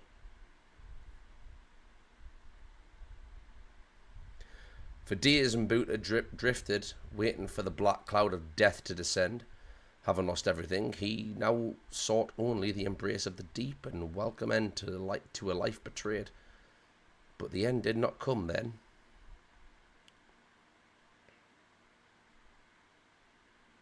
Woman round Captain. A voice is unfamiliar, speaking in unfamiliar language. Mbuta was suddenly terrified that the slavers must have returned, but he was as weak as a newborn and could not move or speak. Looks like we picked him up just in time. Don't know how long he's been drifting out here, but he can't have lasted much longer. Good Lord. Look upon it, men. The greatest evidence we have of humanity's inherent evil. Never forget that men, sailors such as you or I, did this. Left this poor wretch to die. Slavers aren't sailors like you and I, Captain. No. I do not know how these devils can have the audacity to still call themselves human. Today there is no pride in being an Englishman. Not much today either. Find our new passenger some quarters. Make him comfortable. Passenger, Captain. Every innocent who steps foot on my ship is a free man. Is there something about this policy you find questionable? Not at all, Captain. No. These were not the slavers. The ship was different. Less crowded, with terrified black faces. There was anger in the voices of the white men, but not directed at Mbuta. Still frightened, but somewhat reassured, Mbuta passed out. I was going to read that. I thought I was in control. I pressed an arrow button to move, and the only thing that moved was the text box. Stop it. To have been rescued by the ship of these good white men had been fantastic stroke of good fortune. He decided that it had been the will of the gods that he should survive, and that proper thanks would be in order. An idol, that would be the answer. If he could just find some suitable wood and a sharp blade, he could carve the finest idol of his life. How could I, Trilby, possibly have known what Mbuta was carrying that day? I love the sass of Trilby. That's great. That's great.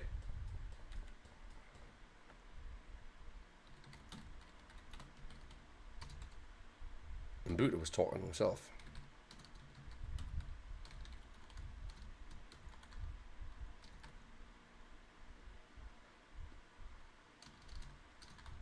See, that's how space. Yeah. Yes.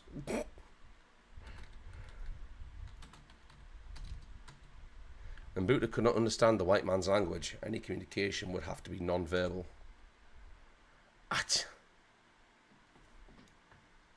Ah.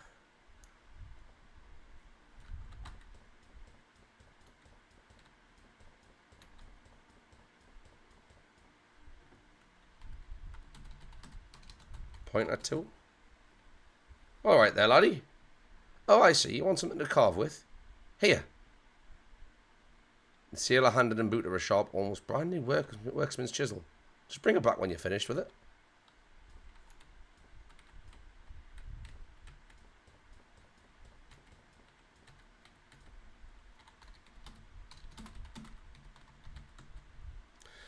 One or two wooden barrels were scattered around for convenient reach. So, yeah, I don't fancy deconstructing a barrel.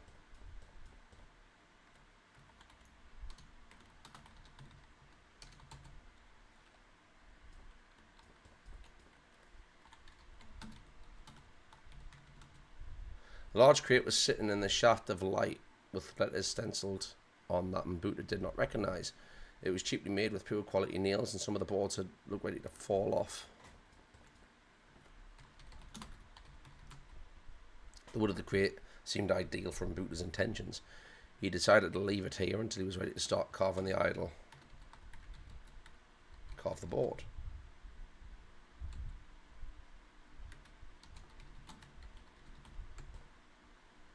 With the chisel and the wood of the crate, Mbuta finally created his offering. After several hours, Mbuta was very pleased with the result. A fine rendition of his kingdom's god, god of fertility and good fortune. All that remained now was to return the chisel.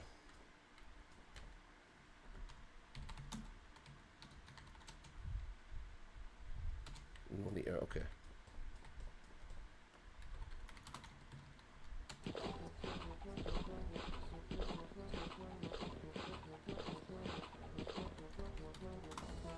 Okay. It hurts.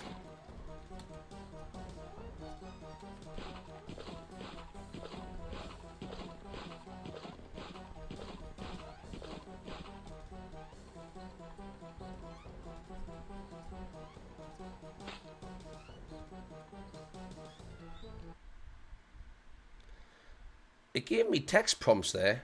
Could I have... I ain't typing that fast. I can't type decently at the speed I'm going at the minute. Never mind that speed. The vision faded and I felt myself being hurled forcefully back into the present day. That tall, thin creature, that black-clad ghoul. What was its significance to my predicament? Why did it appear again and again throughout history to spread death and horror? There was no connection to the idol's shape or Mbuta's tribal deities. The tall man was no fertility god. It must have been someone connected to the wood of that crate somehow. There had been a name on that crate, and Mbuta hadn't been able to read it, but I, looking through his eyes, had. O'Malley Shipping. Ah, Seobarn's second name was Malley. O'Malley? Could the owner have been an ancestor of Seobarn? It was a flimsy possibility, but at that point, my only lead. I resolved to discuss this with Seobarn at the earliest opportunity.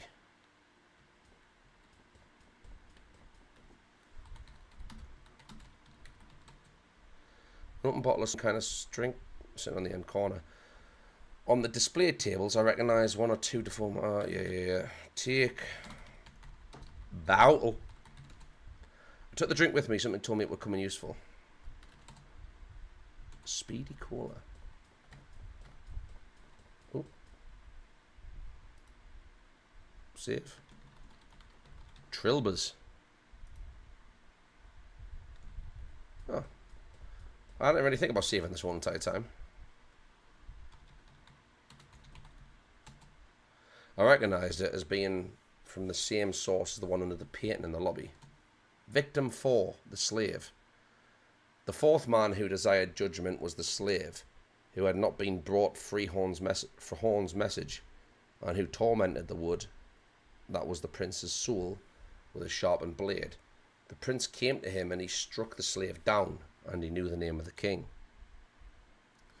And the prince said, "Not one of your household shall leave alive, slave, for thrice now I have brought my warning, and any who still fail to heed shall be named as fool and judged most unworthy in our sight." That was it. Finally, Oh, it's you, Terry. I thought you might have been the servant staff at last.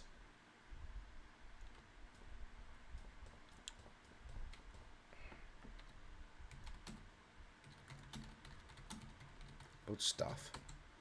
You haven't seen any of the hotel staff since our first conversation in your room? No, it's very odd. I can only presume the hotel is closing, but it's still light outside.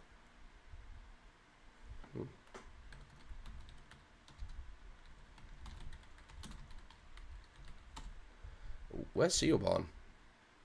She said she was going to get a drink. I keep telling her it's not right for a girl her age to drink so much.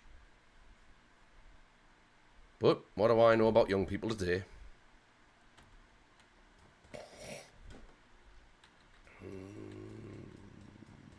The only place I know that has liquids is in here. Mr. Railby, have you seen any of the hotel staff anywhere? I'm afraid not. Perhaps they go to bed early in these parts. Can I give her the cola?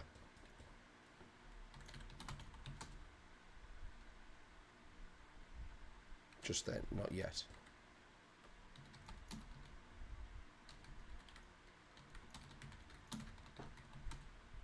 Do you know anything about the history of your family?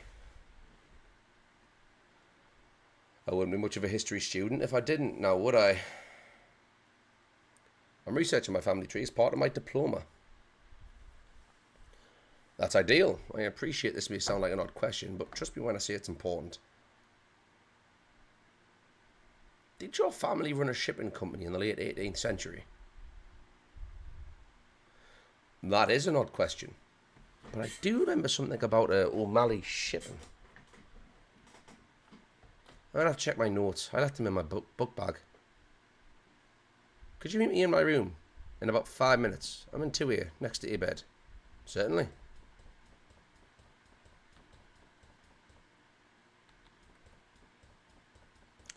I know what else to do. I might as well head there now.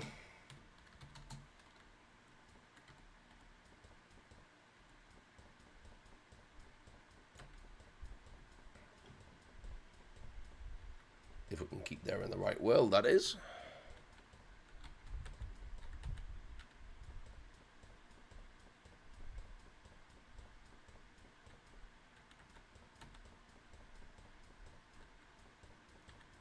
Two. No, it'll be in the next one up. Next one up.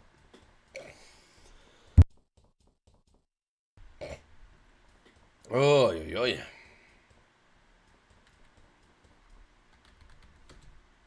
Doors open. Come in, please, Terry. You have the papers? Must you always get right down to business? Come, sit down, let's talk.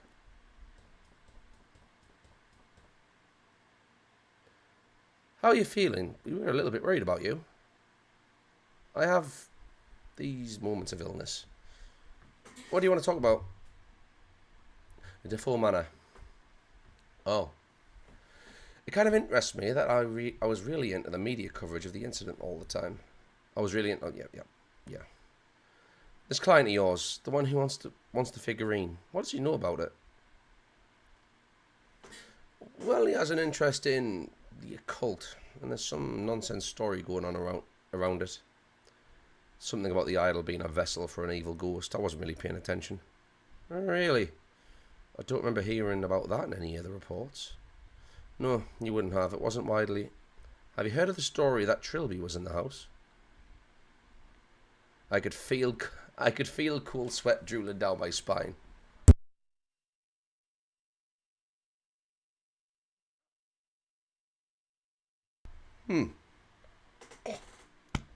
Or shit me chest. No, did he? I could feel cool sweat drooling down my spine. Every fibre of my being was concentrated on not giving any outward signs of alarm as Theobald spoke of my secret name with wide-eyed enthusiasm. No one believes it, but Simone Taylor insisted it was true, right up until, well, you know. She says he saved her from the house. I think that's a little far-fetched. That's exactly what Abed says. He says a ghost is one thing, but throwing Trilby into it seems silly. Truth be told, I don't think Abed believes in Trilby any more than he does ghosts. He's so grounded in reality.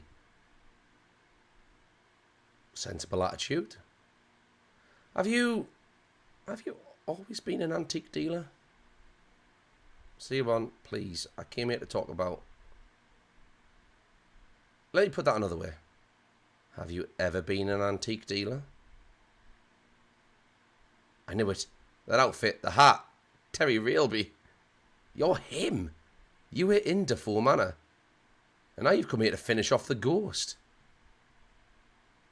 Theobald, I always knew there was something else. In this world, that there was something better, more glamorous, just below the surface. Will you take me with you? Listen to me. There's nothing glamorous about what I do. I live in shadows that threaten to consume me every single day. And if you pursue this any further, you're going to walk straight into one. Wait, what are you talking about? There is something extremely dangerous in the hotel. I don't know what it is, but... Oh, God.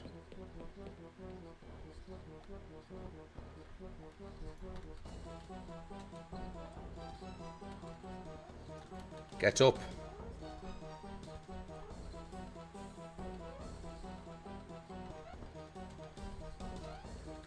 Throw a cooler.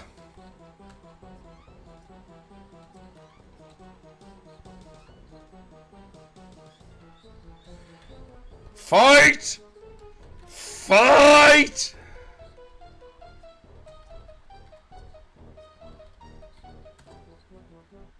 Boosh. Oh. Theobald was out cold but uninjured. She would probably be safe on her bed while I continue my investigation.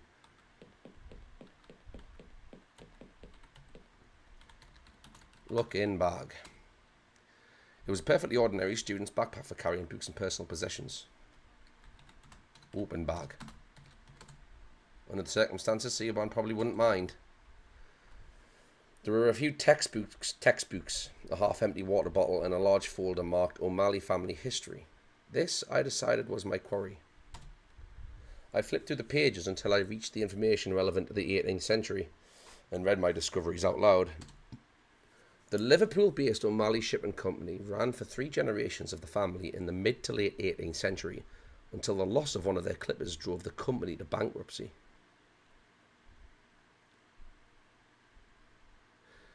The owner at the time, Jacob O'Malley, placed the blame somewhat irrationally on a shipping crate which family legend alleged to have been haunted, and that had been on the ship at that time. There are numerous tales about bizarre events surrounding the crate, and the story of the crate's origin is no less mysterious. It goes that a strange young man came to a carpenter's at Liverpool dockyards with a very expensive looking harpsichord, which he insisted he smashed up and the wood used for whatever purpose the carpenter desired.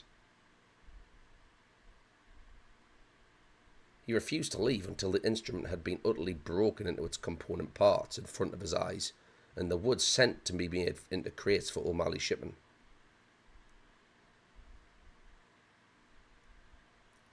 When pressed for his name, the man identified himself as one Jack Freehorn.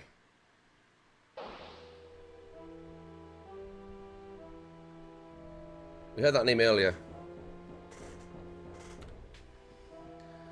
So what trifle have you been wasting your father's money on now, Jack? Oh, what does it look like? It looks like a Virginial. A harpsichord, actually, in the Flemish style. Quite old, quite expensive. Well, I suppose I should be grateful that something is distracting you from the occult for once. I fear you may be speaking too soon, my friend. Oh God, I should have known. You and your silly obsession. So, what devilry inhabits this magnificent instrument? The instrument as a whole is for the most part untainted by the ethereal realm, but its keys are what spark my interest. Usually they have been carved from centuries-old English oak. And the interesting part? I will not be disheartened by that sharp tongue of yours. The wood has gone through many incarnations before being incorporated into this device. Items of furniture, building material, in fact, just over 200 years ago, it was part of a wall. A wall of a certain inn on a well-travelled road in Wales. I fucking said Welsh, didn't I? I'm so pleased you remember. I could hardly forget it the way you have been obsessing quite heartily over it of late. Your correspondence persists in filling your head with rubbish about ghosts and demons. I count myself very lucky to have tracked down even a small piece of that hostelry. I know I've already told you about some of the wonderful stories attached to it. And this instrument has had its fair share of mysterious happenings. The usual batch of strange noises, sudden madness, and inexplicable deaths. See sense, my friend. This curiosity of yours for all things ungodly has no doubt already befouled your immortal soul.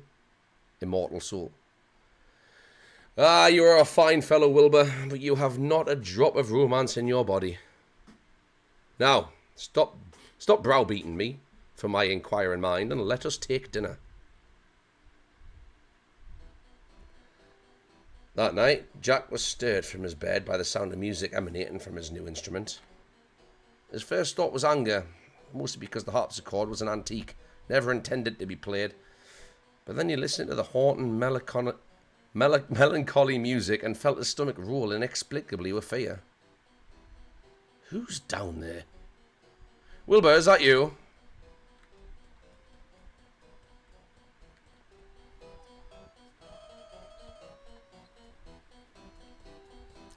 Who are you? Jack could not take a step further because he realized with a lurch that he recognized the dark figure as sat at the keys. He had read of this strange entity that recurred frequently in stories surrounding the Unicorn Inn and objects that were later constructed from its wood. And he knew with absolute certainty that the tall man would destroy him where he not destroyed first.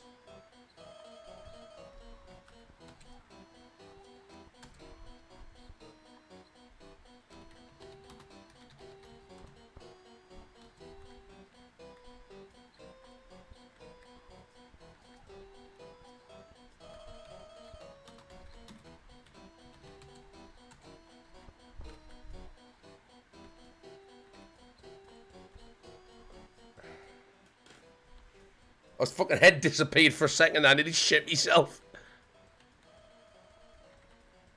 So this dude knows who he is. Tidy letters, notes he'd been studying lately. Flintlock pistol given to Jack by his father. Lay gathering dust atop pile of correspondence. Jack took the gun with him to confront the intruder.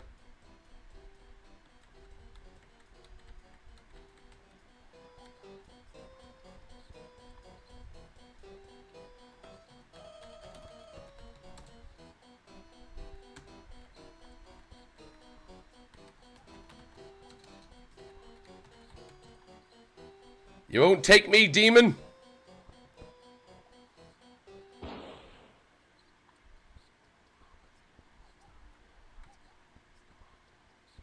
Wilbur? No. Oh God, no. But I could have sworn. You! I know you. You have. Oh God. Oh, please forgive me. Your Majesty, my transgressions. I am a worthless, craven fool, not worth a second of your precious time. I beg you, spare me. I will redeem myself for my offence. I will be yours forever, my body, mind, and soul.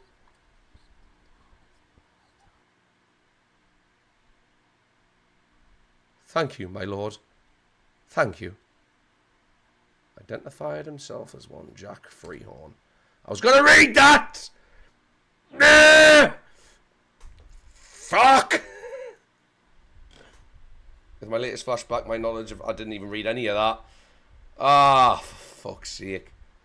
My latest flashback, my knowledge of the history of the cursed wood gained another step. Before the crate, it had been a harpsichord. And sometime before the harpsichord, it had been part of some kind of hostelry in Wales. An inn called the Unicorn. Why did that ring a bell somewhere in my recent memory? I had definitely seen something in the Clambourne Hotel that linked to that place, but where? See you, Barn.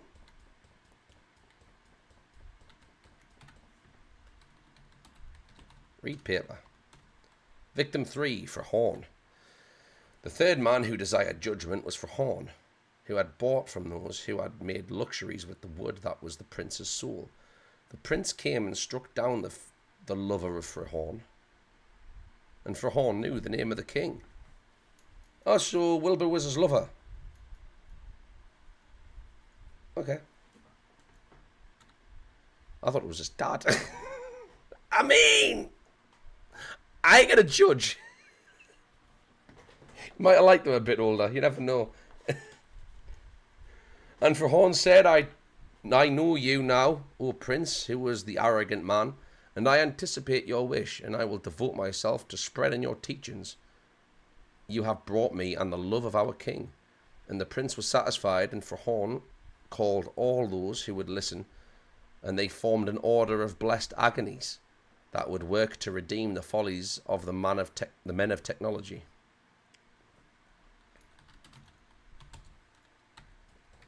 Interesting. Save that. We'll go for a little bit longer and then I might call it a break because I think this game's a little bit longer than the other two.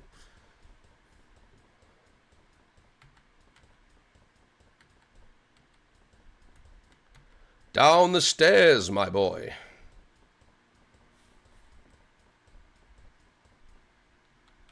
Oh my God.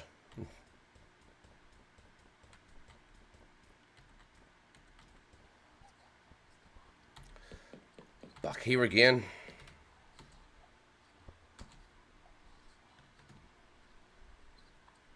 Oh. Did I press a button? Am I still okay?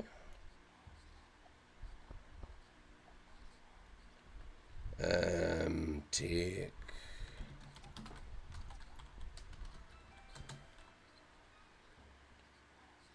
And waited for the anxiety to lift, but it did not. To my unending concern, I realised that the decay of the alternate hotel has spread either to me or the pills, and they no longer worked. I had to find a way to restore their effect, or at least another method of calming myself. Deep breath.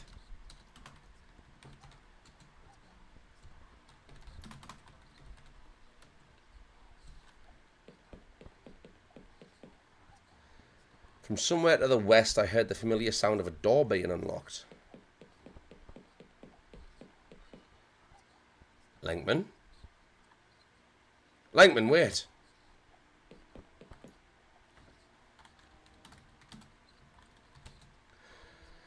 Probably once been a dining room, judging by the number of tables, was a total number of phone. Yeah. Oh no, they're the wooden boards from earlier. Okay.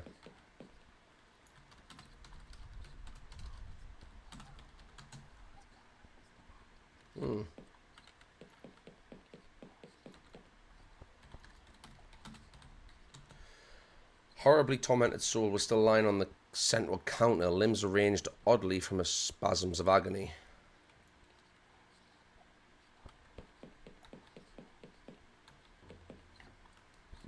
On me. Emergency door refused to budge. It appeared to be jammed.